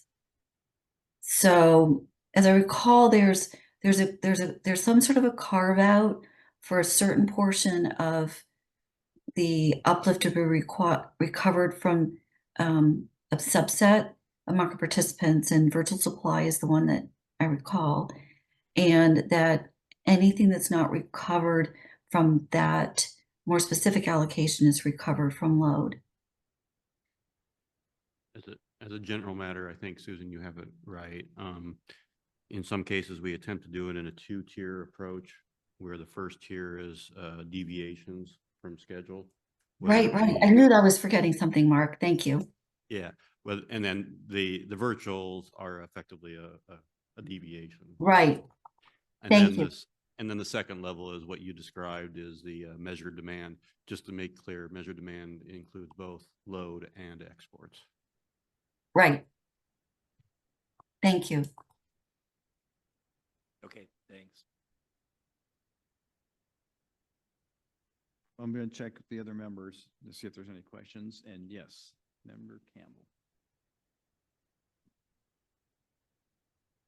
Thank you, Susan, for that presentation. I wanted to go back to a topic you discussed a couple times, just about what kind of issues can arise related to BCR. And wanted to see if you could say a bit more, I guess, from the vantage point of like a market operator or maybe a market monitor, like what sort of things might one see to suggest, hey, there's something going on here with BCR that's kind of not what was intended. What, just from your experience in markets, what have you seen? Well, I think the market operators, I mean, the market monitors do a really good job at tracking BCR. And I think that you see that in the reports. I can't tell you whether they're all coming from the market monitor or whether some of them might be coming from the analytics from Guillermo's group in the California ISO. But I think, in fact, this came up recently in discussion with another ISO about how to monitor these things. The market monitor, the ISOs, keep track of the amount of big cost recovery being paid. They classify and they characterize how those payments are being divided among, say, different types of units or units committed during different steps of the market, or by units that might be changing their real-time bids relative to their day-ahead bids. So, you know, I think it's fairly straightforward for, I shouldn't say anything is straightforward, that's always a mistake, but it's common for market monitors and system operators to track BCR and to be able to see if there's a sudden blip, if there's a big growth in how big it is. In general, it's a type of payment that people who work on market design are always trying to reduce it. They're trying to create markets where most of the costs of operation of the resources are being recovered through market pricing. So where the market price signals are giving efficient incentives for the operation of the units, because BCR doesn't give any incentives for efficient operation. So you know, there's constant effort to reduce the amount of, say, out-of-market unit commitment that occurs, say, due to load conformance or something like that, and reduce the BCR. So generally, you're looking to see that uplift, that big cost recovery, it's sometimes called make-whole payments, fall over time in ISOs, or fall as a percentage of something, like as a percentage of total payments by load or something like that. And you can readily see if there's a blip, if there's something going on. And then you try to track down what it is. And I think some of that is what is driving what's going on in the battery storage initiative, what motivated it in the stakeholder initiative that's ongoing right now. Susan, Anna McKenna has a remark. Yes, thank you. Thanks, Chair Consioka, and thank you, Dr. Pope, for your presentation. It's actually been a wonderful experience to be reminded of all the reasons why we do big cost recovery, such an essential part of our market design across the country. I just wanted to share that, yes, we do actually report on all uplift payments on the system. Both the CAISO does as a market operator, the Department of Market Monitoring does. Bid cost recovery is only one of those uplifts that we report on. So there's a lot of information out there, but it's a critical one and with a lot of focus. FERC actually has required all the ISOs and RTOs to report on their uplifts. And so bid cost recovery is reported across the country as well. You get to see those. And as I noted, you'll see them in the Department of Market Monitoring. Now, of course, what we can't do in those reports is provide specific information regarding specific entities, bid cost recovery. Behind, under confidential data that we have, we do look at specific data very closely. Guillermo's group does a deep dive every time there's a blip, as well as our settlements group, who does go into deep details and understanding as to why uplift might change over time. And as you noted, that is exactly why we started looking into the bid cost recovery for storage issues, as we saw those numbers increase. Thank you. Okay, Susan, let me go to public comment to see if there is anybody that wants to provide any. I'm looking here. I don't think we have any in the room. I'm looking for someone to correct me. And we don't. So Cyrus, can we go to the online and check to see if there are any public comments? As a reminder, if you'd like to make a public comment, you can press the raise hand icon on Zoom, or you can press #2 on your telephone.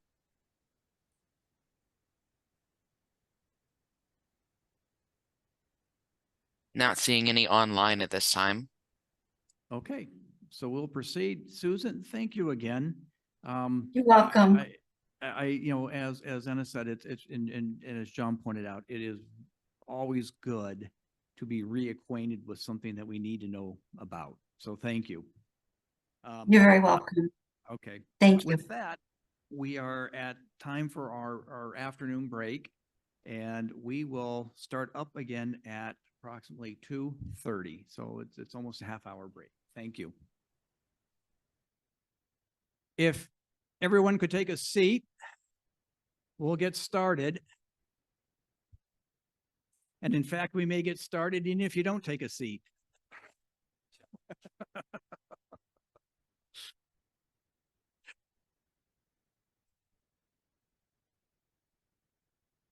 So welcome back to the governing body meeting. And we're going to move on to our agenda item 8. And it's labeled here, discussion with Western Utility Experts Panel, insights on key issues for Western utilities. Just a brief background to help with the theme of having a focus on regional issues and regional entities. We have this panel put together, and it's to help us go from hearing from the aggregate level down to the more BA level.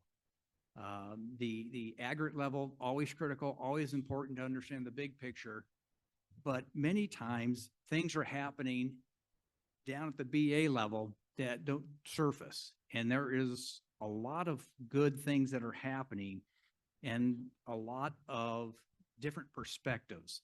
So with this panel, we have, I believe, a terrific diversity. We have a generation only BA, which is pretty unique. We have a large public power. We have an IOU, and we have a co-op perspective. And each of them are going to share some items with you that I think will help you appreciate the detail, complexity, and the extent to which a lot of things are happening down at that BA level that makes things work for all of you for a total aggregate market. And, the more we understand what they're facing and what they're doing, I think the better job we can do of all collectively managing and making the markets better and better. So with that, what we're going to do is I'm going to talk to each of the panelists. We'll have a little bit of a Q&A, want to have a little bit of a dialogue, and then there may be some open questions, and then ultimately the governing body members will have an opportunity to direct some questions to them.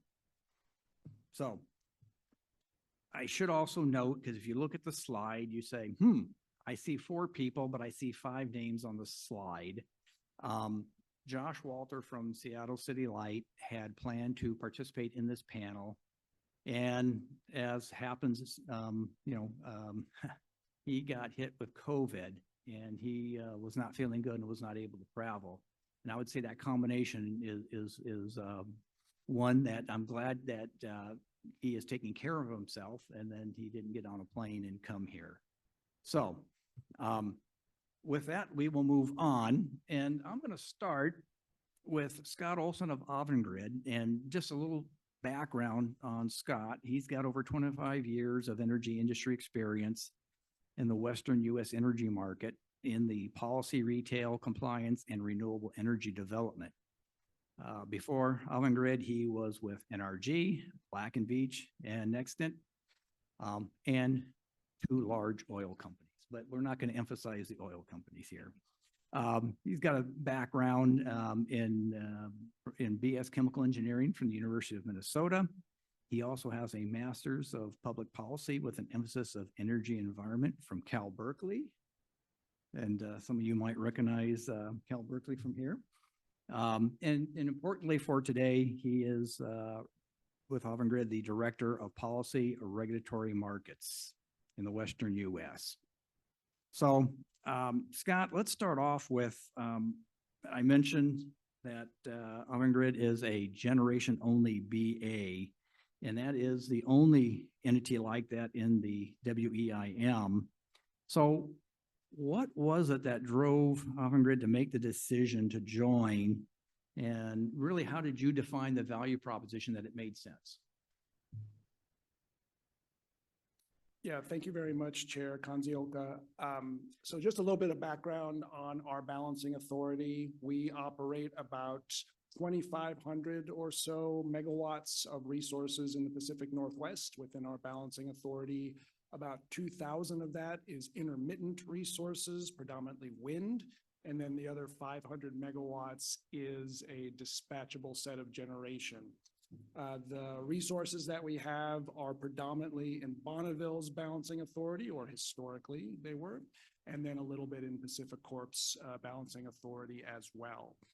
We've had our balancing authority since 2018, even though we didn't actually join the EIM until 2023. And basically what we did is we sat down and said, we have all of these intermittent resources, we have some dispatchable resources, we're paying right now a pretty good chunk of money to have somebody else balance these resources for us. We think we can probably do it a little more efficiently, a little more economically than the two balancing authorities that we were in at the time. And that's what really drove our movement toward creating our own balancing authority. It is very complicated. It has taken a lot of time and effort and a huge group of people within Avangrid, but we definitely have found a large amount of benefits. For those of you paying close attention to Guillermo's presentation for the Q2 benefits, Avangrid's benefits last quarter in Q2 were basically right in the middle, 11th out of 22. We're not that big of a balancing authority, but when you have 80% renewable resources within your balancing authority, being part of a diverse, large set of resources that can help us with our intermittent balancing and imbalance needs has huge benefits to us, and we've definitely shown that. So when we were thinking about the EIM specifically, again, about 5 years went between us starting our balancing authority and then joining the EIM. A couple things happened. First of all is the 5-minute nature of the EIM. That really helps us with our imbalance needs. Having, again, that diverse, large set of resources throughout the EIM on a very short time frame when we have so many renewable resources to balance has been a huge benefit. The other thing is enhanced liquidity. So we have a lot of trading partners in the Pacific Northwest. All of them were joining the EIM, and that actually reduced the amount of folks that we could be trading with. And that was then again another key reason that we decided that we wanted to join. Having that liquidity, having that large set of trading partners, that really was key for us to join the EIM and provide that economic benefit. So when we think about the benefits in general, The operational flexibility, that's the key thing for helping us out, for being sure that we have resources that we need on a real-time basis. And the other thing is some creative market designs that is really beneficial, we think, for high penetrations of renewables that I'll talk about a little bit later. Okay, thank you, Scott. At the beginning of the meeting, Elliot, provided a few remarks on summer highlights. Guillermo provided some information up to end of June, so the end of the second quarter. DMM has, issued the paper for this meeting that provided some overviews of 2024. A lot of interesting information that was being extracted from all that. Do you have any highlights to share from summer 2024 operations? I hate to maybe provide you with a really not exciting answer, and that the one word that probably summarizes our summer is uneventful. Is that good? We think it's pretty good, actually. Boy, my hair is slightly less gray than maybe it would have been if we had an eventful summer of 2024. Generally, the summer was stable. Not a ton of volatility. Absolutely, there was some heat spells in the Pacific Northwest, but we think that because it was uneventful, that means the markets worked. So it was somewhat moderate, we would say, in terms of weather. The real, or I shouldn't say the real, a big benefit that we found from this summer was the growth of battery energy storage within the California ISO. Having 10 gigawatts of batteries, I guess we weren't quite there at the start of the summer, but certainly to have that resource that on a 5-minute basis could again be providing us with resources that we need, really helped us to the uneventful outcome that we actually appreciated. The other thing I want to mention, and Guillermo did mention this, and I foreshadowed a little bit in my answer to the first question, is the assistance energy transfers. So the presentation that was done on Q3 market performance highlighted that I think 10 balancing authorities opted into the assistance energy transfers, including some of my counterparts on this panel. And for a generation only balancing authority with a large amount of renewables, assistant energy transfers has been a great benefit, we think, to the market design. I know Member Prescott certainly mentioned that at the outset when there was some discussion in Guillermo's presentation on assistance energy transfers. The big thing for us is meeting the flex ramp requirements.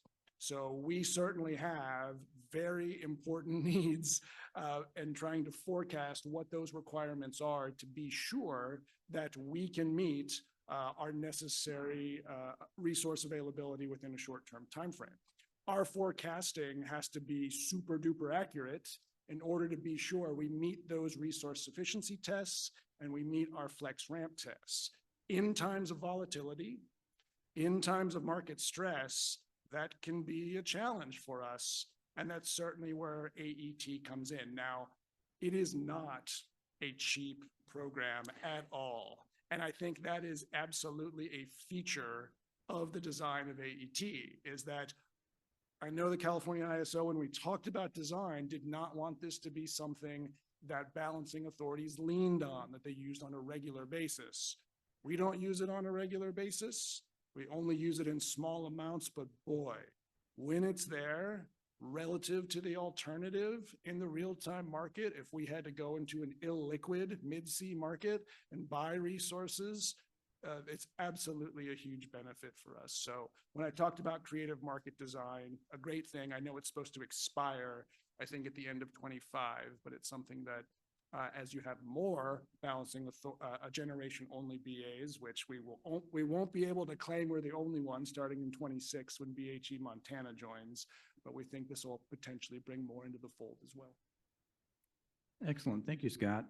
Well, at this point, let me move on to Kelsey. So Kelsey Martinez is with the Public Service Company of New Mexico. she has a very deep background in operations. So prior to her current position, she was the system operation manager for 5 years.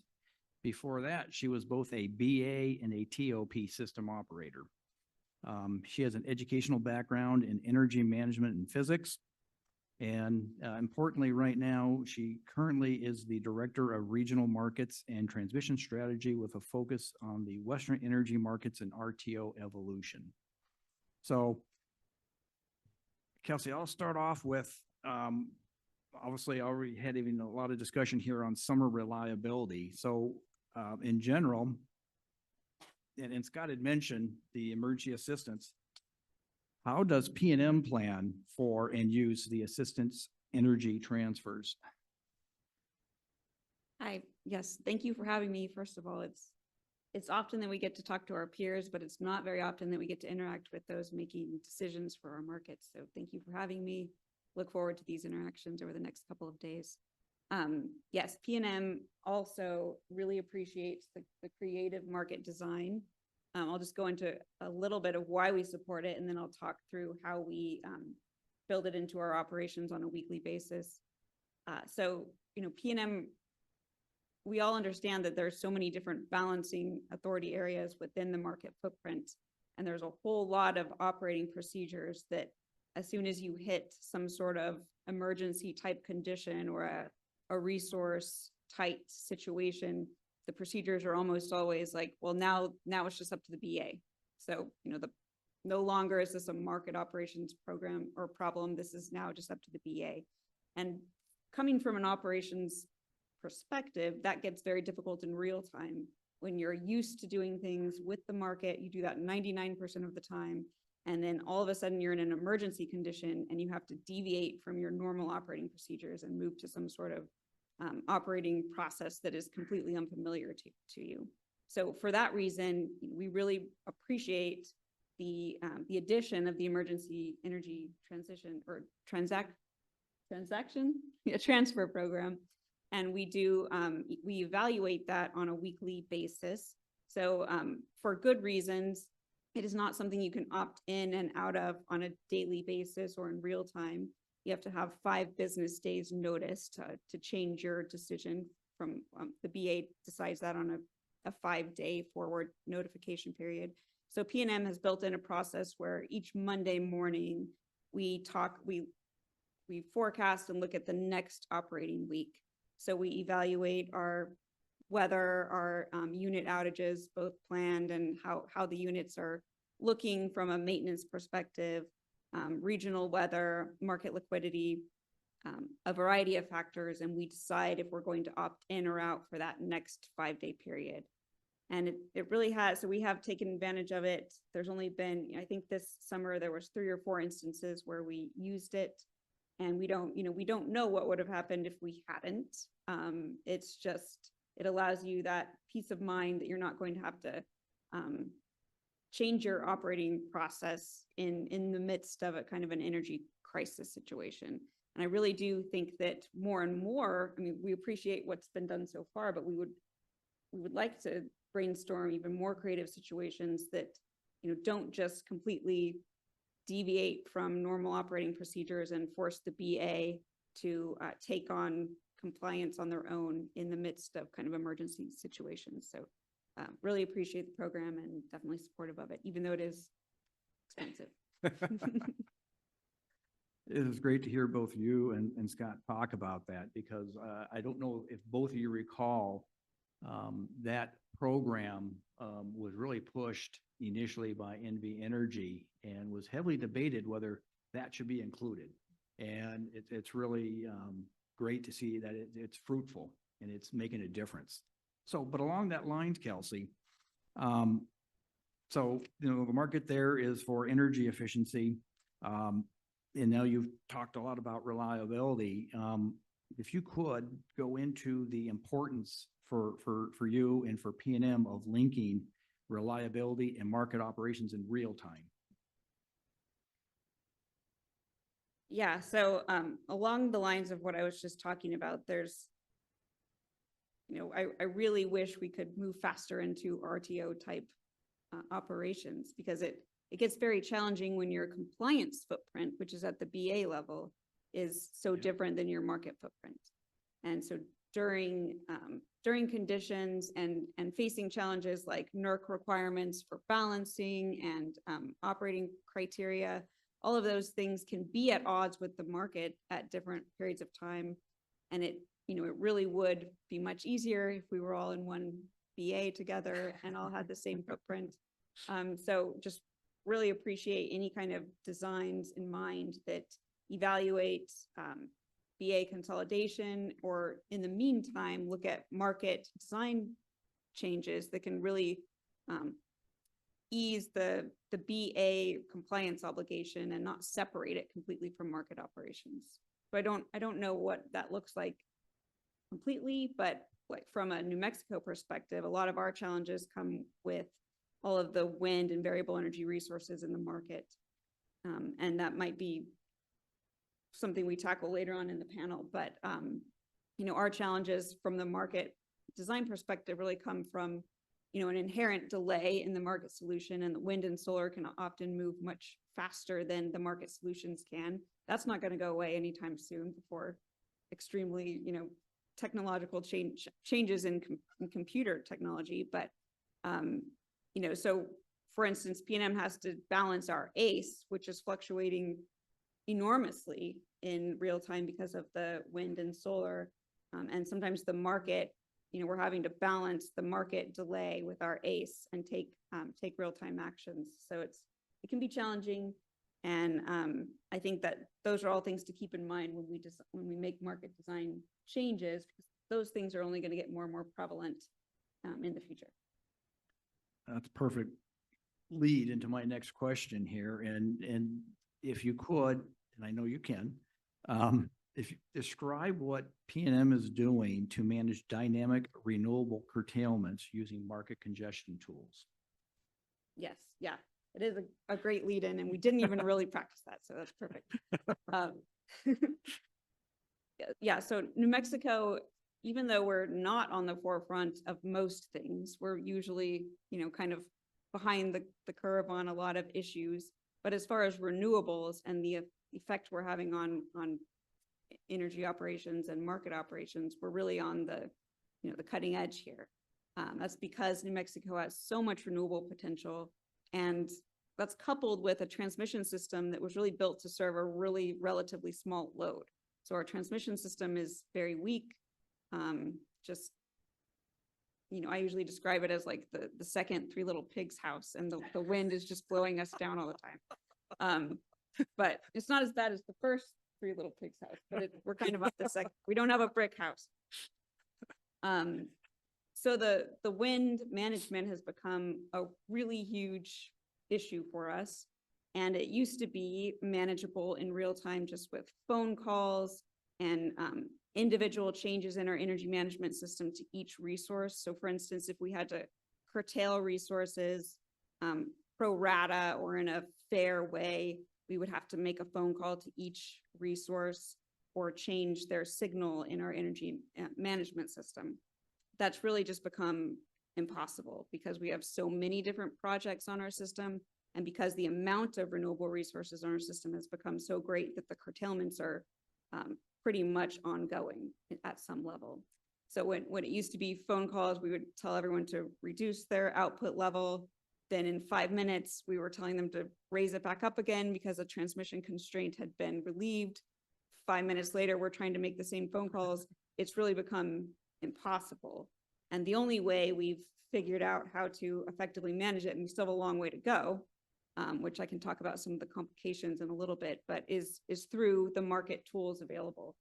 And those are really related to the congestion management tools in the BAYOP tool through EIM. So there's a way to like activate different flow gates or different corridors in the BAYOP tool, and then the market pays attention to the line limits and the constraints in the system and sends economic signals to each participating renewable project or generator in general to raise or lower to try to solve those congestion constraints. So it's a way to avoid the phone calls and the in and out and to manage that congestion in an economic way. So it's using economics to provide reliability. And unfortunately, that doesn't coincide or align with most of the contracts or the PPAs that we have with our renewable projects. So for instance, there's usually consequences to curtail renewables for an economic reason. So these renewable contracts are usually set up where it's either a reliability curtailment or an economic curtailment. Well, this is using economics to create reliability. So we're really having to try to break down that language barrier in the contracts and make it so that these PPAs really respect very dynamic curtailments that are really the only answer going forward. And New Mexico is facing this now. I think all of us will be in the same boat eventually. So it's, I really would like to tell this group to focus on congestion. It's only going to get worse, and it's going to be one of the main hurdles in our future. If we do face a multi-market West, the seams are going to throw another wrench in that. So it's very important to look at market congestion and how that is transparent in the market. So these operator changes need to be very widely available to other participants to see after the fact, so that we understand the cost impact of congestion. And we need to understand how it's settled in real time, and we need to understand how seams and very sophisticated operating procedures can help us if we do face a two-market West solution. Kelsey, thank you. I'm going to move on to our next panelist, Pam Sorella. Pam is with the Salt River Project, which I understand is now the largest power company in the state of Arizona. Pam has been with SRP for 16 years. Prior to her current position, she was Director of Financial Planning, and obviously great exposure to that part, but she started in resource planning and development and had a focus on production cost modeling and asset evaluation. Prior to SRP, she had 13 years of experience. Education-wise, BS applied in mathematics from the University of Arizona in Tucson, and then an MBA from ASU here in Tempe. Importantly, she is currently the Senior Director of Supply and Trading. So Pam, starting off here, again, I kind of asked questions on summer 2024 operations, and, seems like this year went better than last year. And can you compare and contrast SRP summer with last summer? I'd be happy to. Thank you again for having me. I'm happy to talk today. I definitely perked up when I heard Scott talk about it being uneventful. And I think I was trying to think about how do you characterize having a smooth operating summer? In my mind, it's probably one of those that I won't see again. Every summer is unique. Every summer has a theme, has a different challenge. But having come out of last summer and going into this one, it was probably like a really nice reprieve. And I think, one of the things that I kind of think back on is we had more challenges in a way this summer, just given the weather. So welcome to Arizona. We are still having our summer, unfortunately. I apologize. This has been the hottest summer on record. So I think our overall average temperature for summer is 99 degrees. That's all hours of the day for the average. 2 degrees hotter than last summer, but I will tell you that last summer felt much worse. And there was a big difference there. This summer it's been hot, and for a longer period of time. We've seen it all the way through June. Last summer, really, June was mild, but we had a very intense July. In fact, we had almost twice as many days over 115 last summer than we experienced this summer, even though this is the hotter summer. So, you get those intense moments, and you could see the difference in the system and how it was responding. So last summer, we were trying to implement a large number of battery resources into our system. So we were bringing on almost 450 megawatts of batteries. This summer, we brought on probably over 650 megawatts of batteries.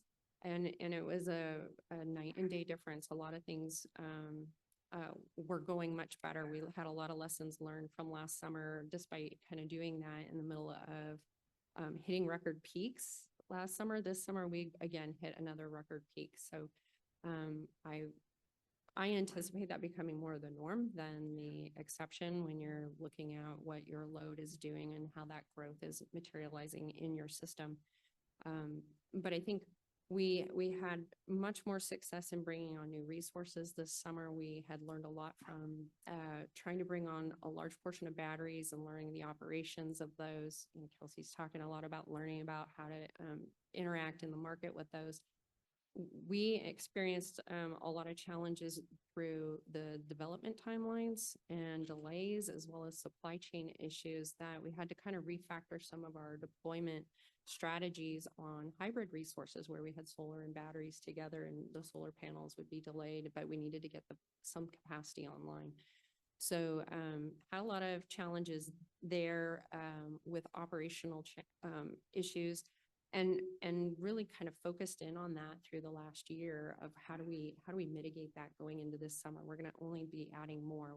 We did add more, and we really didn't have any issues. So it was increased monitoring at the sites, having alarms, making sure that we were working with our developers in advance, and making sure that we were really partnering close with them and having a lot more touch bases and one-on-one conversations with them. So it was much more than just having them kind of develop and run along. We were very much interacting with them on a regular basis. So I think that was a really big successful piece from last summer into this summer. We also had probably a lot better load forecasting in general. I think obviously temperatures play into that. But we utilize DR a lot, demand response. That is one of the critical elements that I think get us through summers.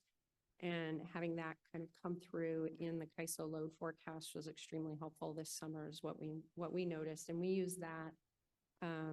We have residential as well as business demand response programs, and really are kind of thinking about how you layer those or how you strategize on the usage of those as you're looking out over the week and what your peaks look like.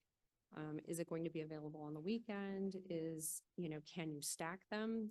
Some of our residential DR will have pre-cooling, so that can be a challenge, as is the snapback on the back end. And so figuring out how to layer the different programs to kind of mitigate that has been extremely successful. So I think we had a lot of things that just really worked very well for us this summer. And like I said, I will always remember this summer fondly. So Pam, your remarks remind me that Phoenix has 2 seasons. It has this summer and next summer. Feels like it. So you were commenting about how you've been growing fairly substantially, and both in terms of energy and in terms of peak, and that you brought on new resources, and you're still seeing economic growth. So you mentioned, some of the supply side issues, but what are you doing to face this growth, economic and load growth, over the next few years? Yeah, I think load growth, especially in Desert Southwest, is probably one of our biggest strategic issues that we spend a lot of time talking about how to manage that.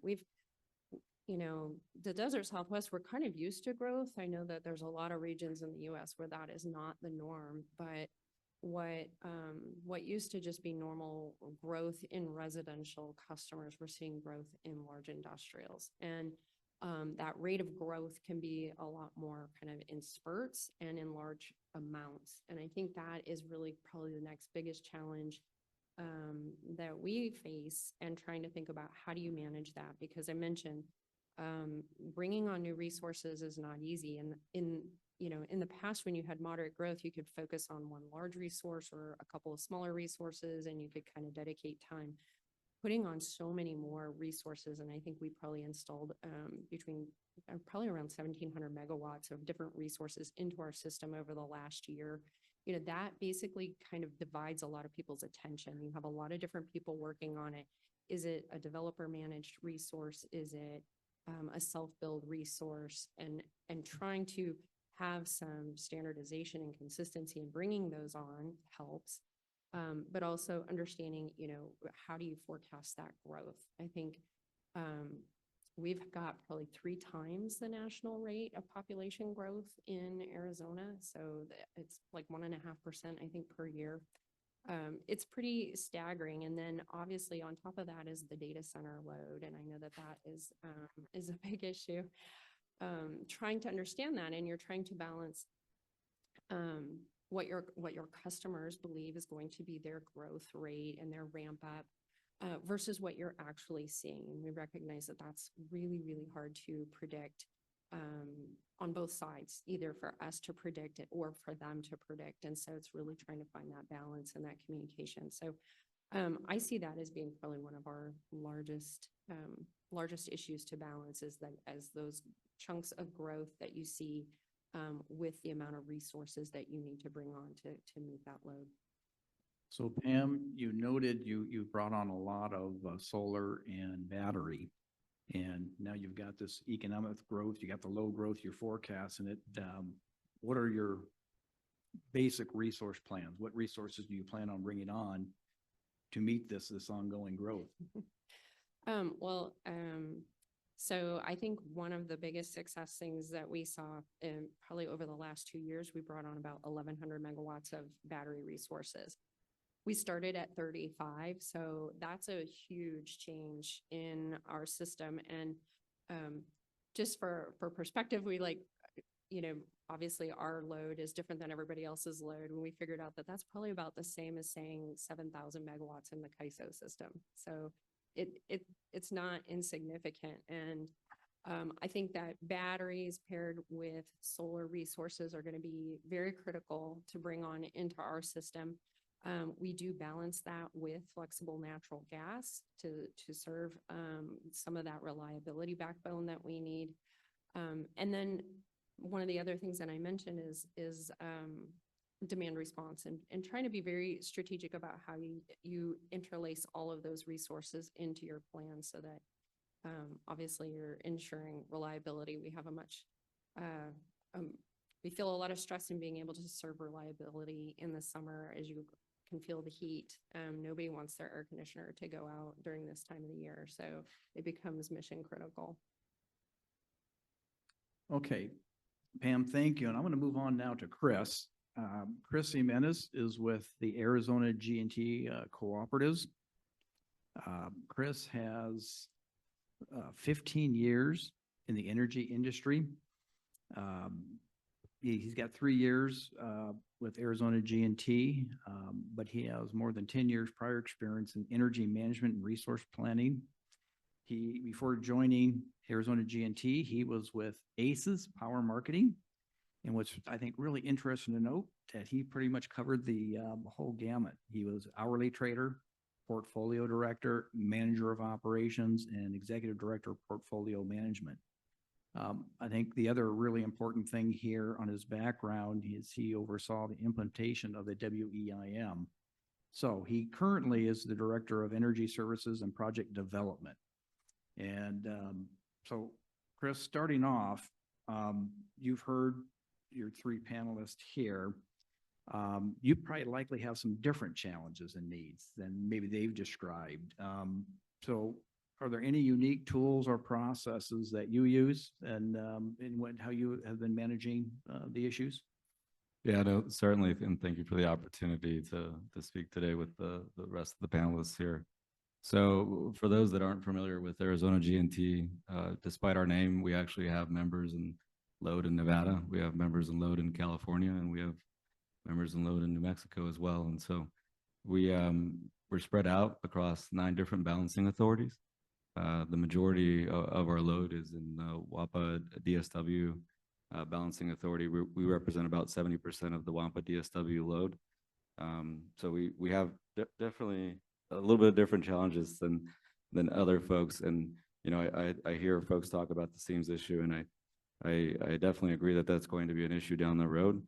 But it's been an issue we've been having to deal with, across 9 different BAs for a long time. And so we think that deserves special attention in the future. I agree with Kelsey on that. Today we have members within the California ISO already, full RTO members that have and operate their own transmission access charge areas within the California ISO, and the resources are outside the California ISO, right? And so we see some of the challenges there today. And down the road, as the markets develop, we think that, in our opinion, and the California ISO has been very helpful to mitigate those issues for us. The solutions that we put in place, not just in the WEIM, but in our full RTO loads, couldn't have been done if it wasn't for the support and creative thought process of the CAISO. Have we always been on the same page? Maybe not. But in general, I do think that, for sub-entities like ourselves, we have a lot of the same issues as the balancing authorities. We operate in ACE as well. We have, resource efficiency tests. We have reserve requirements, just as like any regular balancing authority. We just have a layer of a balancing authority before it gets to the market. So, in our WEIM implementation, I really think that one of the biggest things that we focused on, and we had to because we represent such a big portion of the WAPA load, was that sub-entity provisions, right? There's sub-entity provisions within the tariff today, but the CAISO worked with us and WAPA to make sure that we were getting the transparency that we needed, given the fact that we're so large within the BA. I know there's other folks that have similar challenges. I'm sure folks in bank have gone through similar things there, but we've certainly seen that when it comes to sub-entity issues, we feel like having a seat at the table and having the ability to interact through our balancing authority with the market is very important to reliability, because nobody wants resources and load that isn't visible or transparent to the market. And I really commend WAPA and I commend the CAISO for all the work they've done to make sure that we're being represented in the load in the market. So Chris, like Scott, you've been in the WEIM for almost about a year and a half. So you started off and then you went into summer. You had this summer. Just if you could describe any differences between them. Did you have better performance, or did you have a lot of learnings in that first summer, and then you were able to implement those for this summer? Yeah, I think while it was a calm summer, when we look at prices, I think a lot of folks tend to think that calm means prices, and you look out and you're like, oh well, those prices, those LNPs and the bilateral indices off of ICE look low, so it must be calm. But there's sub pockets of local issues that always come up for us, and for us, we're going through a resource transition. We have units that we've been operating for over 65 years. And so we've been going through a resource transition, significant resource transition. We recently were awarded a grant from the U.S. Department of Agriculture to support, over 700 megawatts of solar, over 700 megawatts of battery development and wind. And so that's creating a large transition for us. And we feel that markets are an integral part for us to be able to make that transition. We saw that over the last 2 summers. Kelsey and others were talking about this, right? It was calm on the pricing side, but our resources, are getting to the stage in their life that they're not always operating as well as they used to, right? And that's something that we have to acknowledge as a reliability concern. So it's not just about what's online, it's about what can reliably stay online. And I think the way that the resource efficiency evaluations work today, in my opinion, do a decent job of evaluating whether there's going to be enough resources on the system. And so I think that would be one of the differences between the summer before EIM and the summer with EIM, is that there was more transparency into was there going to be an issue. And, I think it helped. So Chris, if you don't mind, I want to kind of follow up on the resource element. So you were covering, some concerns you have and some of the development that you have going on. What about access to or use of trading or other mechanisms? Can you opine on that? Yeah, no, we have, a full you know, a couple actually. We actually have two trading desks, about to go to 3 trading desks for our load serving entities. So if you think about it, you know, we represent size and number of entities, right? So if you look at like our load serving entities, we have over 46 different load serving entities that we're representing on any given hour, any given day, that we're treating just as big as, just as important as the big ones, right? So the 5 megawatt load gets the same attention as the 500 megawatt load. And so we have a lot of folks that spend a lot of time making sure that everybody's needs are being met. We have a lot of communication with the WAPA folks. We have a lot of communication with CAISO staff and operations. And you know, I think it really benefits the transparency that we get as a sub entity is really beneficial to that trading position. Now, what are the things that we've seen in terms of liquidity? The transmission paths, right? You're having to go further and further out to find liquidity. And that's been an issue for us. Traditionally, generation and transmission cooperatives, if you think about them, they had these like legacy centralized generators, and then they had a lot of transmission, right? Because it's rural areas, the number of meters that we serve per mile is low. And so we had a lot of transmission, but not a lot of resources. And so as this transition has happened, we've been able to utilize that transmission to have access to other markets. And I think that's been a beneficial thing for our trading in general. But you know, we still have 46 plus entities that we're representing. So, you know, it makes it a little complicated. Yeah. Thank you.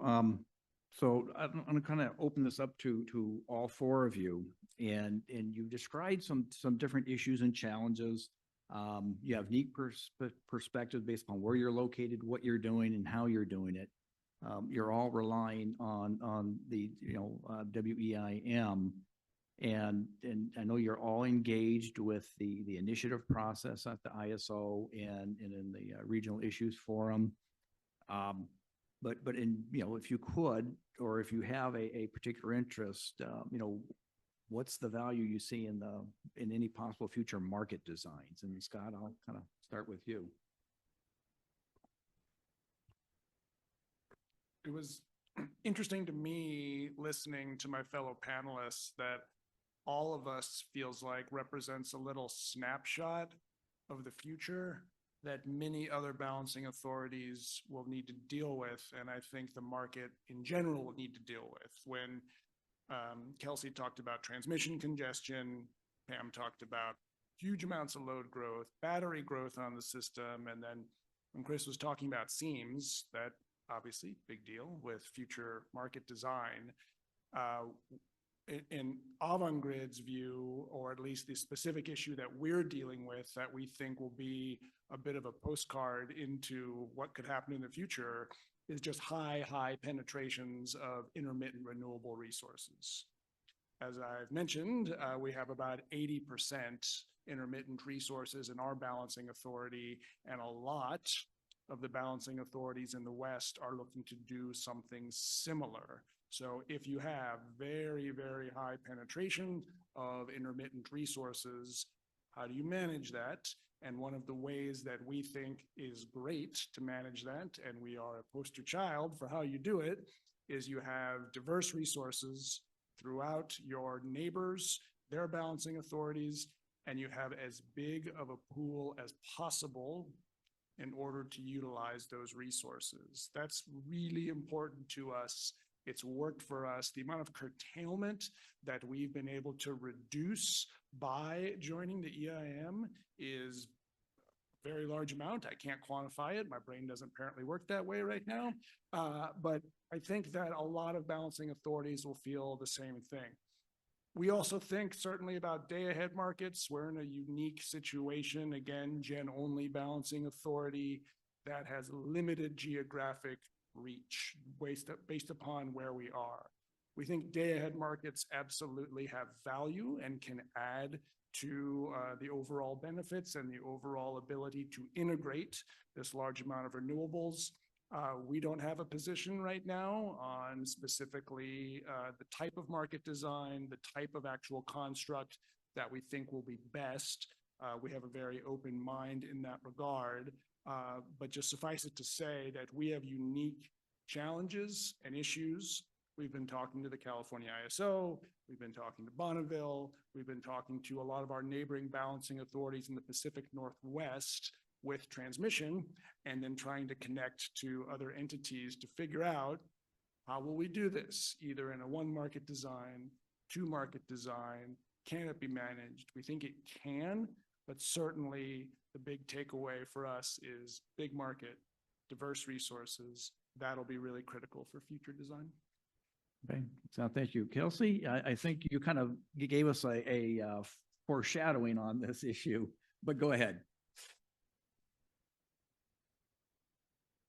Yeah, I think I want to also mention something that we hadn't talked about much, but something I've really appreciated working with the CAISO staff recently on, and that is our really unique GHG or carbon emission requirements in New Mexico. So PNM has a very unique carbon reduction program, which is a weighted reduction. So we're only allowed to emit 400 pounds per year, which is very different than the other carbon restrictions in the West, which are like priced carbon reduction programs. So the New Mexico program is the only current program today that is in enforcement for a non-priced carbon reduction program.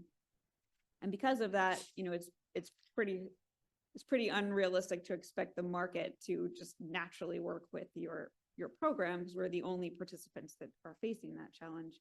But the CAISO staff has been really amazing at their outreach and their ability to try to connect us with design elements that could be used to help us in the meantime before we kind of get some maybe dispatch solution to a non-carbon program.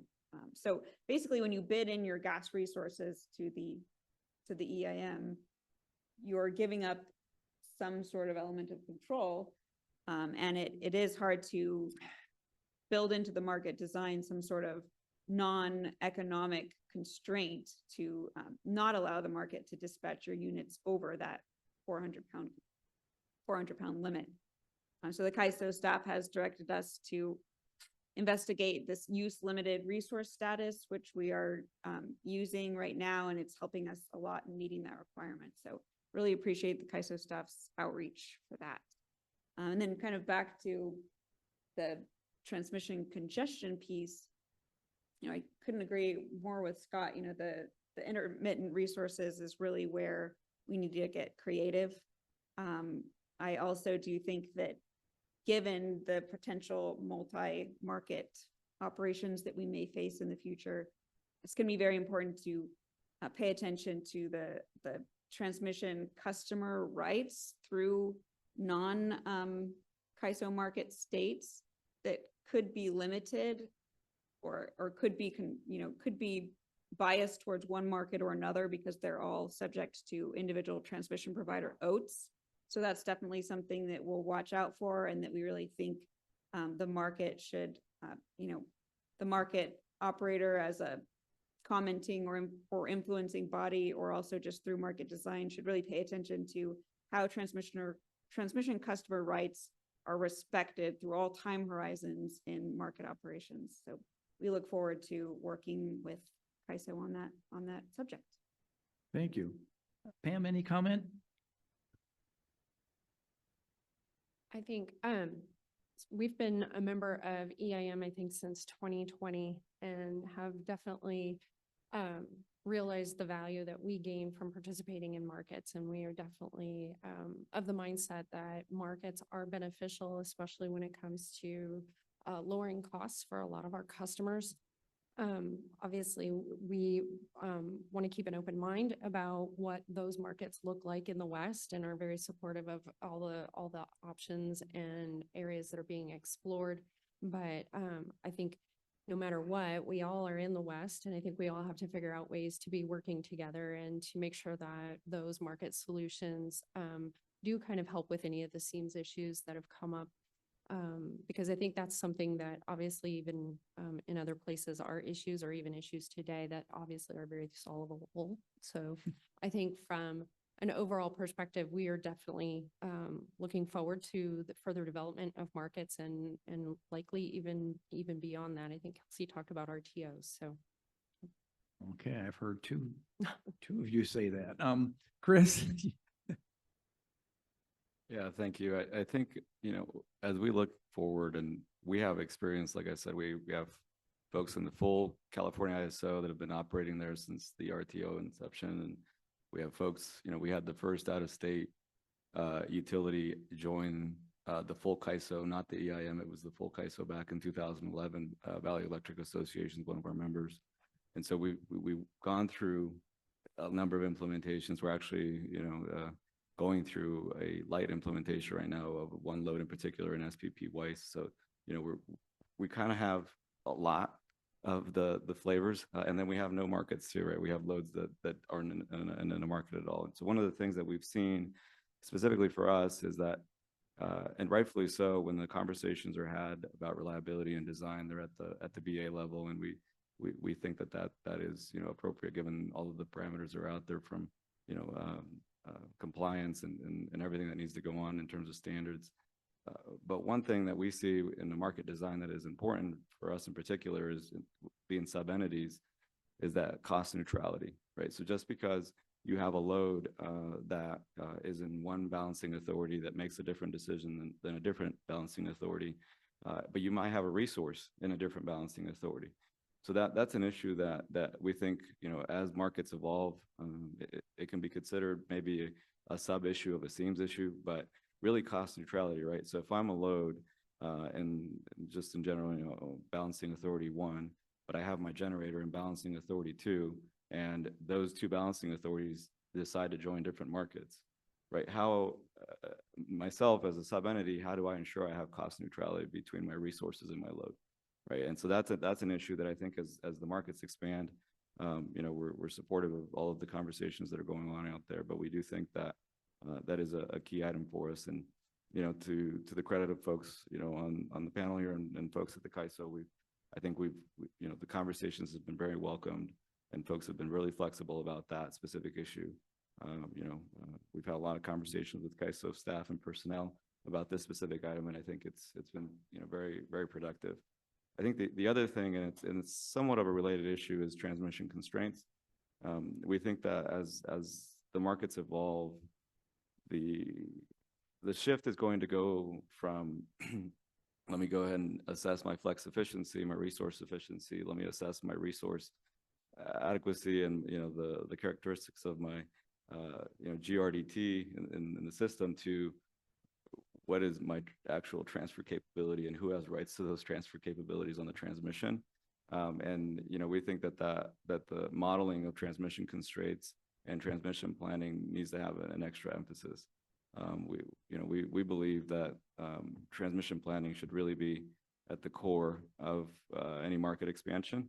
And I'm not saying that it's not today. I'm just saying that a lot of times we're focusing on maybe the economics, which is obviously very important. Us being not-for-profit cooperatives, we're always looking for affordability. And then, folks are looking at resource characteristics when they're making these decisions. So economics, resource characteristics. And then transmission is kind of like that last thing that folks kind of, think about as an afterthought, in our opinion. I think there needs to be a larger emphasis on transmission planning across the market designs. So hopefully that's helpful, I guess. Chris, thank you. I'm going to check with my governing body members if they have a question. Okay, Member Prescott. Thanks, you guys. That was very enlightening. And here, I'm going to ask you for guidance. So I'll give you a second to think about this, kind of a one-thought guidance. And it's sort of like what you just did. But as Kelsey mentioned, you're talking to the people who implement policy. We approve policy. That's what we do. We need input from stakeholders. You are stakeholders in this process. You've given us a snapshot of what you're thinking about, but in a lightning round, and we'll start with Scott, you can rip down there for like 10 seconds. Well, you said on the end. So, even a word, a sentence, what should we be looking at? What do you want us to know as policymakers? We're sitting down having a cup of coffee with just you, and it's just kind of one-on-one. What do you want us to take away today that we should be watching out there, either something that's in front of us or something that's coming down the road that we may not be aware of, that will impact the markets and really the system in general. So with that, go. Telling Kelsey I'm really good at trivia, so I wish you would have asked me who won the War of 1812 or something. One thing that comes to mind, okay, I'll be quick. Forecasting. Okay, got it.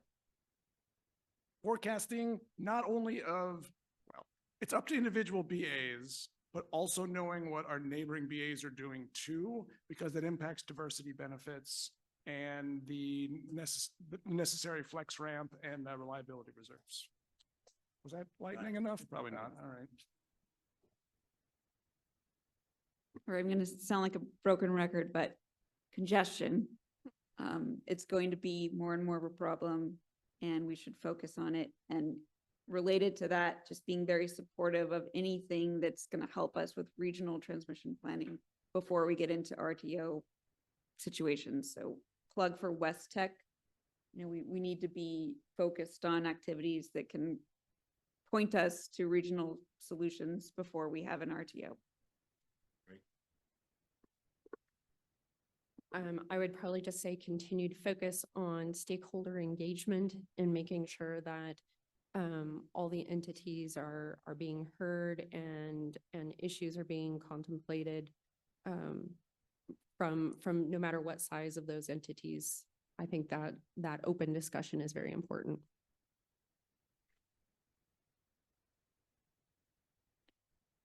Yeah, I mean, I think local resource adequacy for us in particular is an item as we're looking at, you know, large implementation of renewables and solar. You know, we're looking at being from a cooperative perspective, given, you know, kind of our position on our portfolio in general. We're going to have a lot of solar, battery, and wind, and we're fully supportive of those resources. You know, we acknowledge their benefit.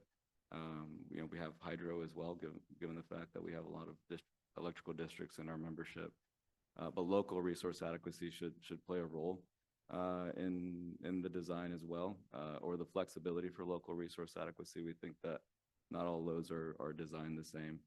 And then the other thing, and this really goes back, I think, to when you talk about our resource adequacy today, is energy adequacy in the future, whether there's going to be enough energy on the system and how that's being evaluated when we look at market designs and resource adequacy programs.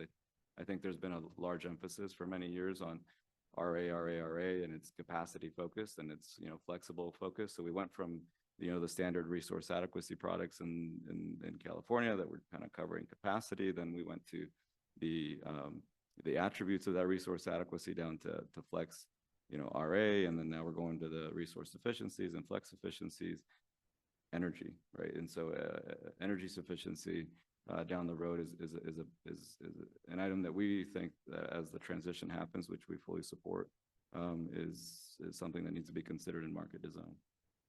So. Ding, ding, ding, ding. Good job. Thanks, you guys. So noted.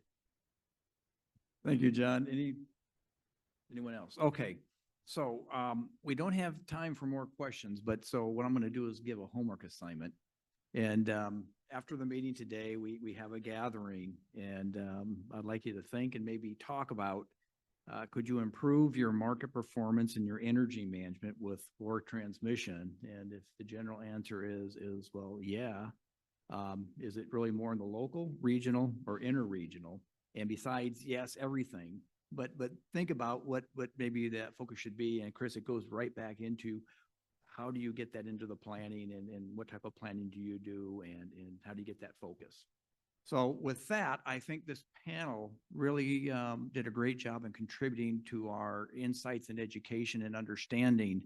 And with that, if I can give them a round of applause.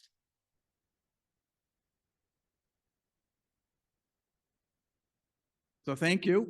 And I greatly appreciate it. And so we'll move on, and we'll just do a quick shift change here.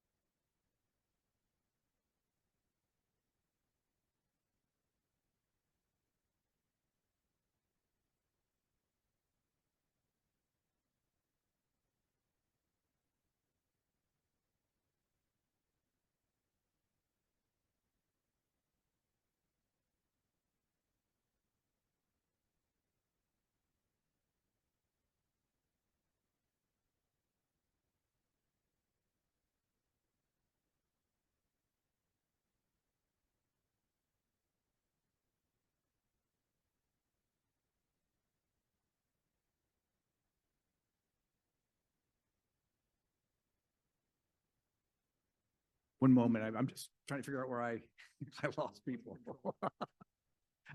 I closed my eyes and,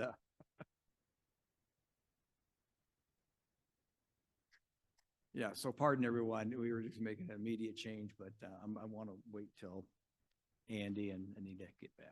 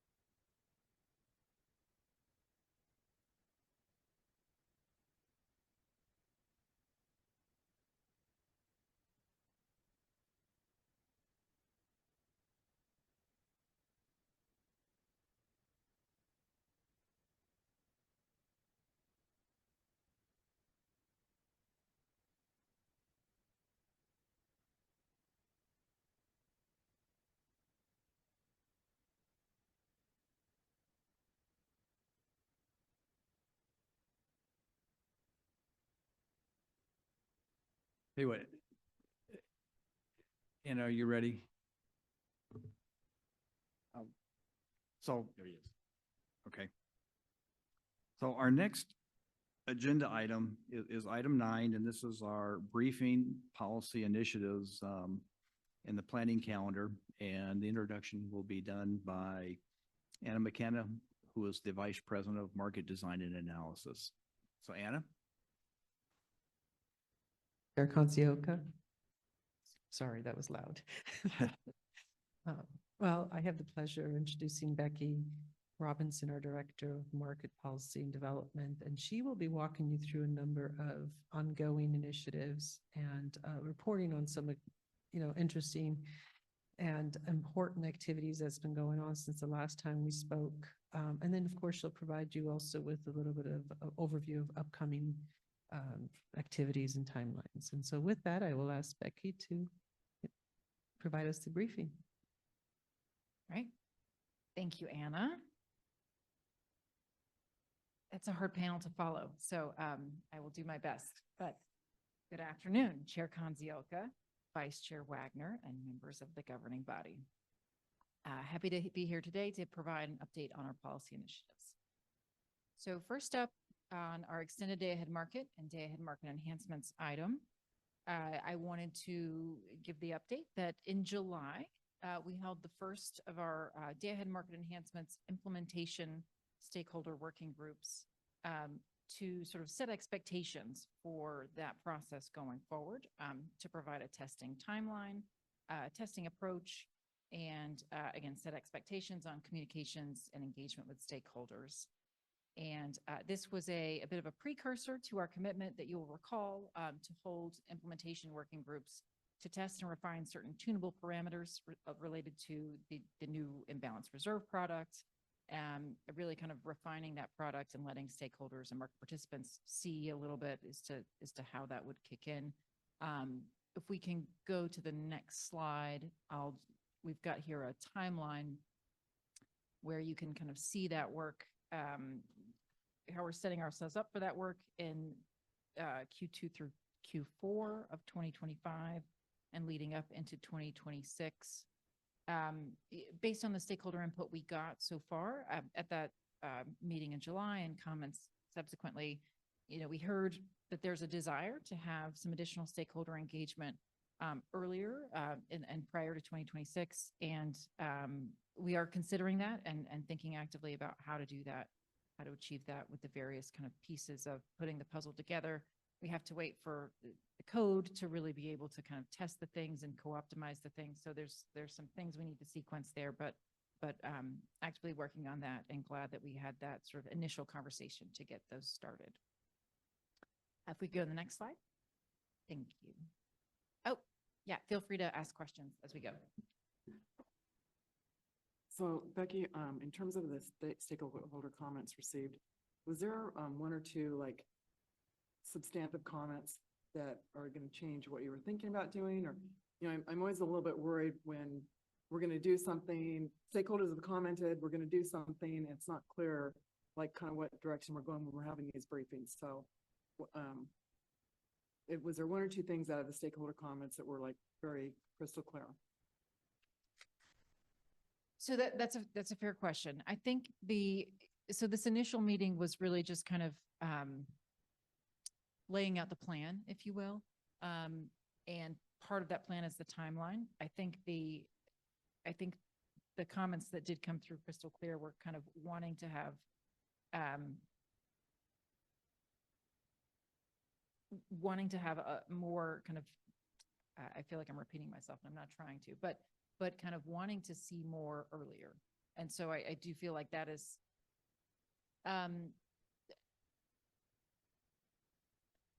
wanting to get into, I think, the specifics of getting into the tunable parameters. What do those look like? How do we propose to put those in place? How the testing would work around those? Sure.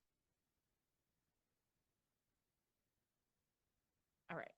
So next up, Western Energy Imbalance Market Resource Efficiency Evaluation Enhancements.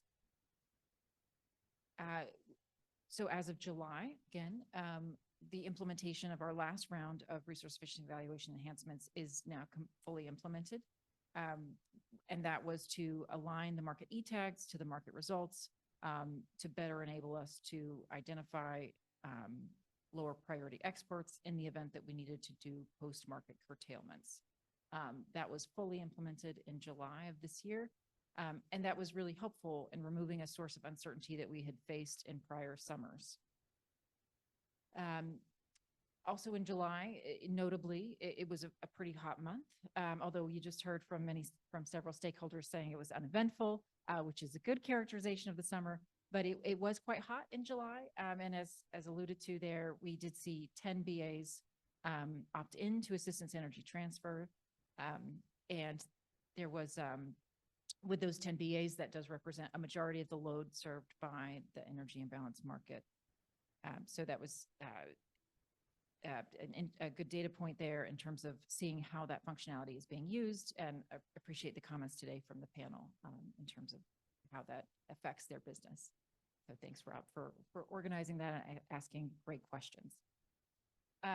We are still planning to kick off in the near term resource efficiency evaluations phase 3, again, to be informed by some analysis, looking at peak seasons, summers and winters, thinking about how the functionality is working today, and where there might be opportunities for improvement, and what market participants and stakeholders might identify as opportunities for improvement there. Becky, you have a question? Sure.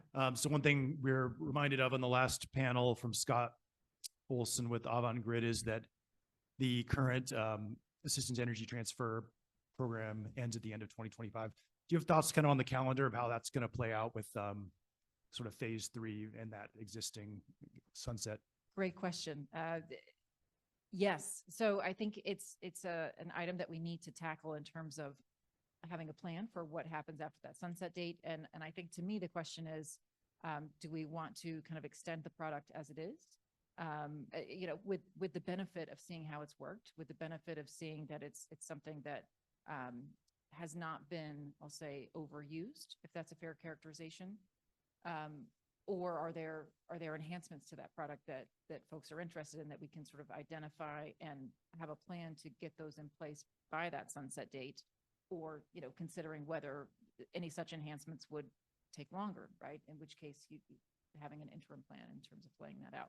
But I think that's a question that we'll be kind of actively considering and kind of, discussing in some, I think we want to do some initial working groups, maybe a couple, maybe 2 or 3 to kind of discuss scope and make sure we kind of hear what market participants would like to see in terms of any such enhancements.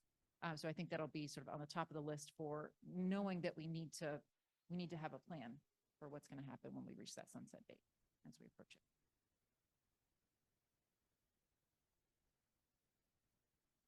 All right. Oh, no, perfect. Thank you. So next up, price formation enhancements. As of the end of July, we got a FERC order accepting our tariff amendment on the changes for bidding above the soft offer cap. This was the changes that you'll recall, we made particularly for thinking about opportunity costs that battery storage and hydro resources face, and what happens when we get into conditions above the $1,000 soft offer cap.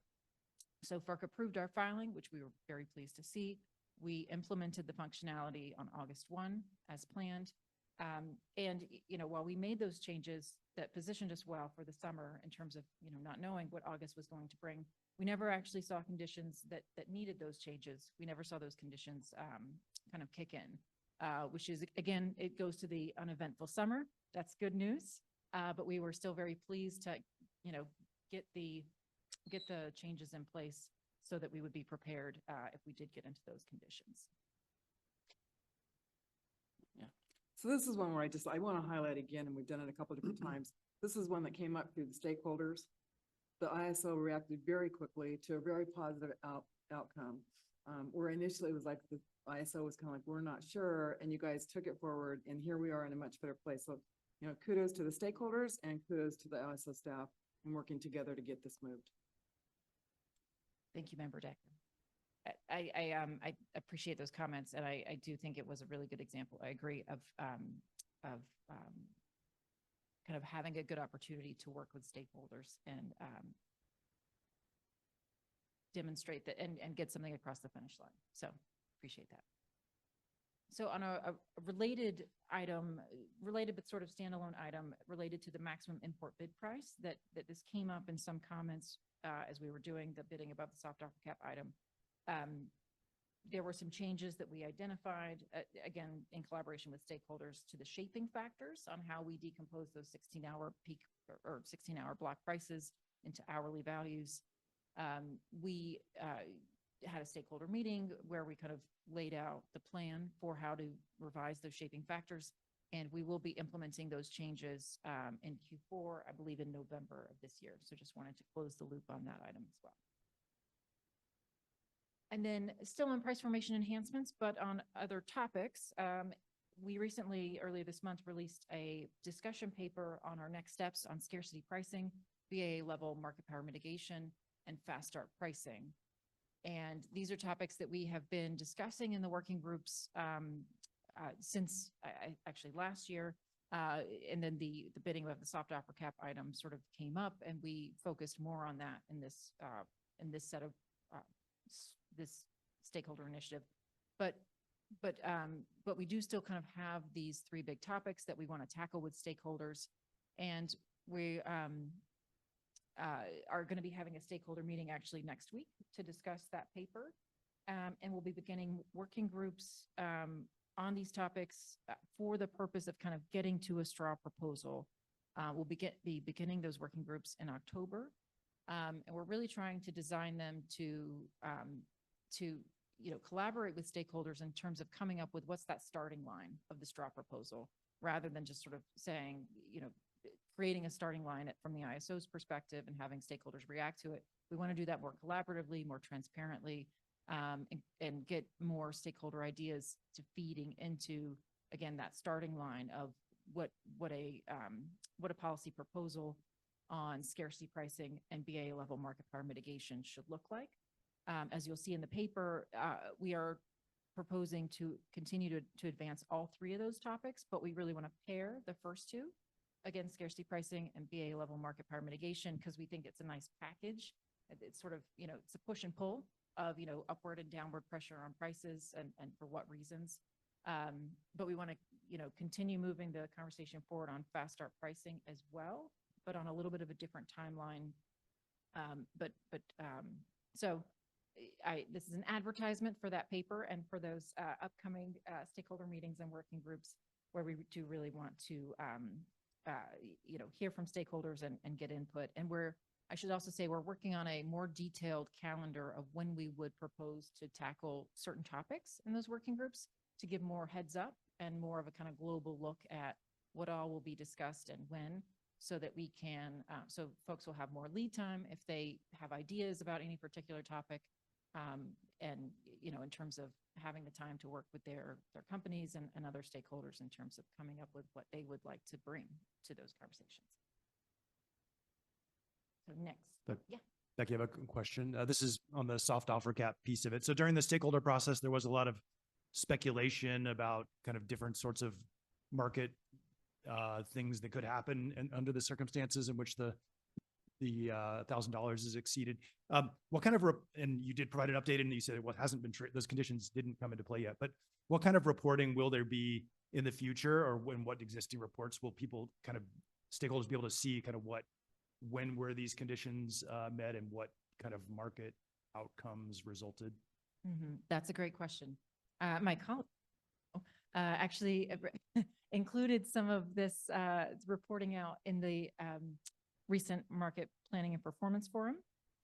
I think I got that wrong, but market performance and planning. And I think it'll also be included in some of the summer reports that we do. For instance, there'll be one on the month of August.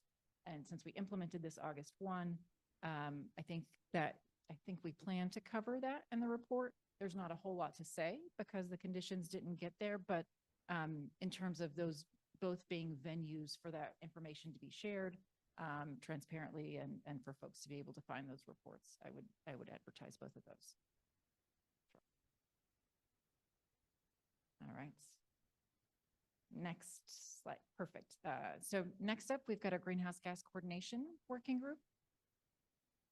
So on this one, and you heard a little bit of alluding to this before with the panel we just had, but we are moving forward on moving into policy development on the topic of GHG accounting for state policies to reduce GHG or with GHG limits, but without a price on those carbon emissions.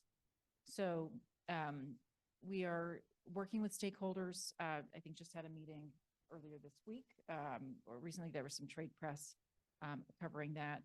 But we're really continuing to refine what this accounting and reporting approach looks like. It is an approach that's not necessarily aimed at changing the market dispatch or being a constraint in the market per se, but it is more focused on what kind of reporting do we do after the fact, coming up with something like a residual emissions rate, so that there can be more rigor in the reporting that various entities with compliance obligations to various state programs, how they are all fulfilling those compliance obligations and thinking about how they are served by the market and what are the GHG implications of that. So we are targeting, targeting an issue paper to be published this fall.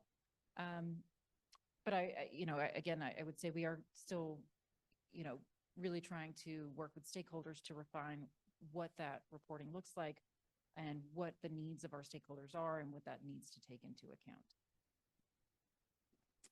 And while that will be a near-term focus in the next several months at least, we're also continuing the conversations in the working groups on the GHG information and metrics.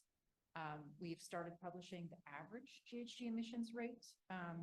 We put out some annual reports, but we're now publishing that monthly as we go, so that folks have the most up-to-date information. We understand there's some requests for additional GHG metrics and information, again, to support compliance with different state programs. And we'll be continuing those conversations as well as kind of deepening the understanding of the GHG design in the energy imbalance market today, as well as that that is in place to go into effect with ETAM. So Becky, a question. So one of the things that we heard recently, or some of us heard recently, is everything is not necessarily about the state requirements, that in some cases entities have their own requirements. And so how is it going to be worked into that it's not just state requirement, it could be a county requirement, it could be an entity requirement. So there are different levels of reporting that's needed or that needs to be vetted in this process. So are you guys having any discussion about that beyond just only state compliance? Yes, no, that's a great question. And thanks for highlighting that. Right. I think, and it's the requirements can come from different places, and then there can also be voluntary types of reporting or corporate goals, that sort of thing, where folks are kind of holding themselves to a certain standard. I think that's all part of the conversation. I think the conversation does get very interesting and very complex as you think about just lots of different shapes and sizes that the requirements come in. But certainly appreciate your point that we need to be thinking more broadly than just state requirements. So maybe in our presentations in the future, it might acknowledge something beyond just state requirements. Okay. Appreciate that point.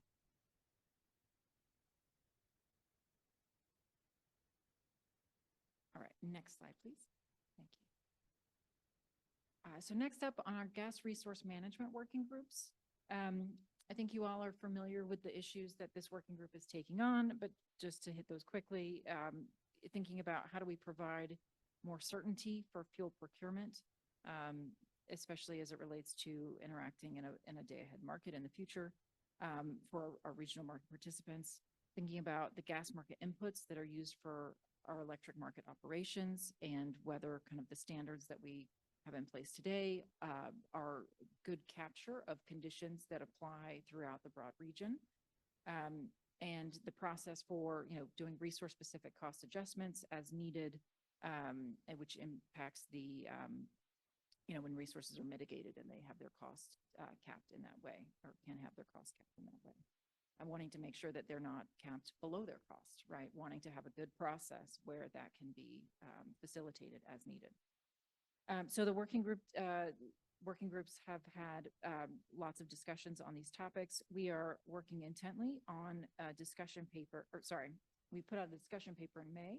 We're working intently on an issue paper that we hope to publish later in September or more likely October at this point, which will really, I think, have a lot of history, a lot of background, but also kind of, an earnest starting that conversation of what, given the broader regional landscape, some of these issues have been considered in years past, but thinking more about the CAISO BA footprint. But now, given the broader regional landscape, how can we start to take on some changes in that space and what would be needed and what are the options for doing that? And Becky, I have a question on this one. So again, this was one that stakeholders brought forward. And so I think we're a year into it at this point. And have you guys gotten any kind of feedback from the participants in this particular work group that, gee, this is taking a long time? Or are people like, nope, we're going through the process, it's all good, we're kind of lockstep? Just a perspective on that. I think it's a good question. I do. I think that one thing you're highlighting is that we have had many working groups that we kind of kicked off at a certain point in time, and they're all at a little bit of a point where we had a period of just working groups, right? Just kind of thinking about. We started with problem statements, principles, and priorities, right? And I think for each of those 4 working groups, they're at a time now when they really are trying to transition into policy development. And I think we've been a little bit, I think we are living through kind of the first iteration of first wave of doing that. I haven't, To your specific question, I haven't heard that feedback directly, but I am cognizant that the timeline on this one has, we are mindful of getting this out soon.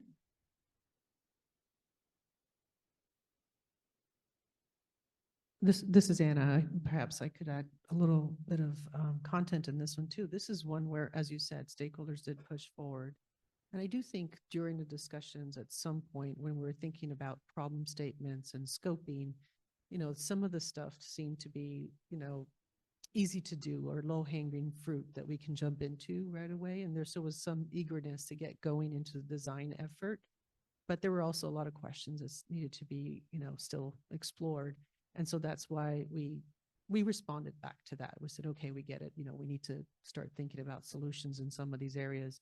It was I think this working group and other working groups as well, where, stakeholders did indicate that at some point or another, you want to start thinking about the design elements. And so we've been responding to those kinds of, input from stakeholders and evolving it as we move along.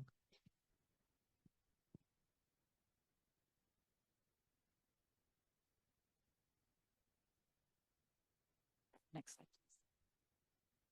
Thank you. All right, storage bid cost recovery and default energy bid enhancements. So this will be familiar following on from the conversation, the presentation from Dr. Pope earlier today, talking about bid cost recovery rules. But so we kicked off this effort in July, really focused on storage bid cost recovery. Since then, we've held 6 stakeholder meetings, published a couple of iterations of proposal. We put out a revised draft proposal earlier this month that describes and evaluates different potential solutions, including some that stakeholders have offered. And the current rules and the concerns that we've seen or that we have observed that started this conversation are that the first concern is that storage assets are not necessarily exposed to real-time prices when they deviate from day-ahead schedules. And the second concern is that storage assets, we've noticed that the way the rules apply and given the state of charge constraints on those resources, which is unique to storage resources, they may have an incentive to bid strategically to increase their BCR payments in addition to their market payments. And so as we've dug into this issue and explored it more with stakeholders, we have decided to focus our policy efforts in the near term on really kind of mitigating the strategic bidding concerns. And we are targeting having a proposal to be a decisional item to come to the November Board of Governors and Governing Body joint meeting. But we recognize, and I think it's clear, this is a very complex issue. As we've started to dig into it, it just gets more complex. So efforts on this matter will certainly continue beyond November. Even assuming that we bring a proposal, that will be something that we hope can, again, mitigate the strategic bidding concern. But we need to continue the conversations to really think through how to structure bid cost recovery for storage resources to create those right incentives in real time where the assets, like other conventional resources, do have exposure to real-time prices, and where the implications of whether or not they have state of charge and are able to deliver when most needed, or is something that can be they have the right incentives because that exposure to real-time prices would provide that. So even as we're targeting November, I do think it's important to emphasize that we are continuing to refine proposals. Even as earlier this week, comments submitted presented some additional refinements of proposals that have been put on the table. So we're still sort of actively working towards what does that proposal look like, but hope to have that to come back to you in November.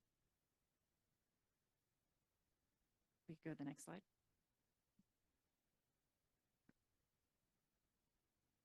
And then, right, so then I think here we pause to see if there's, so the following slides contain informational updates on policy initiatives that are not under joint authority. Happy to take any questions on those or otherwise. So Becky, there are no questions on the informational slides. And let me just say, we appreciate those being included, appreciate them being highlighted this way. It's good to have them. You know, we've had a lot of questions in the past. And so I appreciate if they stay in there the way you've been doing it, so that in case something comes up, you know, by the next meeting or subsequent meeting, we can raise that with you. And we appreciate the opportunity to have that dialogue.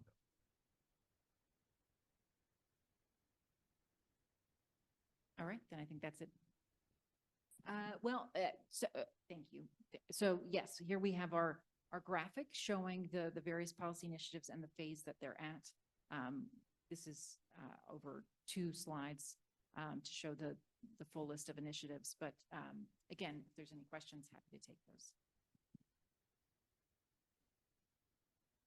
Becky, actually had a plug. This page is always great, but also I particularly love the new policy initiatives timeline chart that's updated weekly, and it's on the website. I put down here.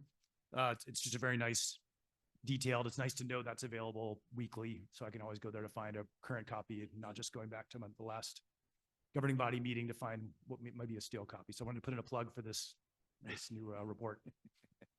Thank you for that. Yes.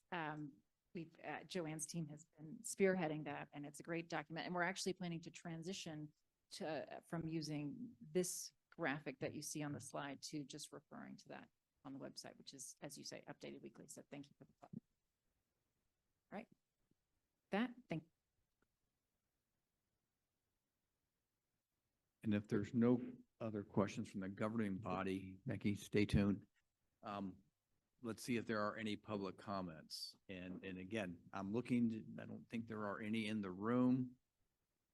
Silas, can we check and see if there are any public comments online? If you'd like to make a public comment, you can press the raise hand icon on Zoom or #2 on your phone line.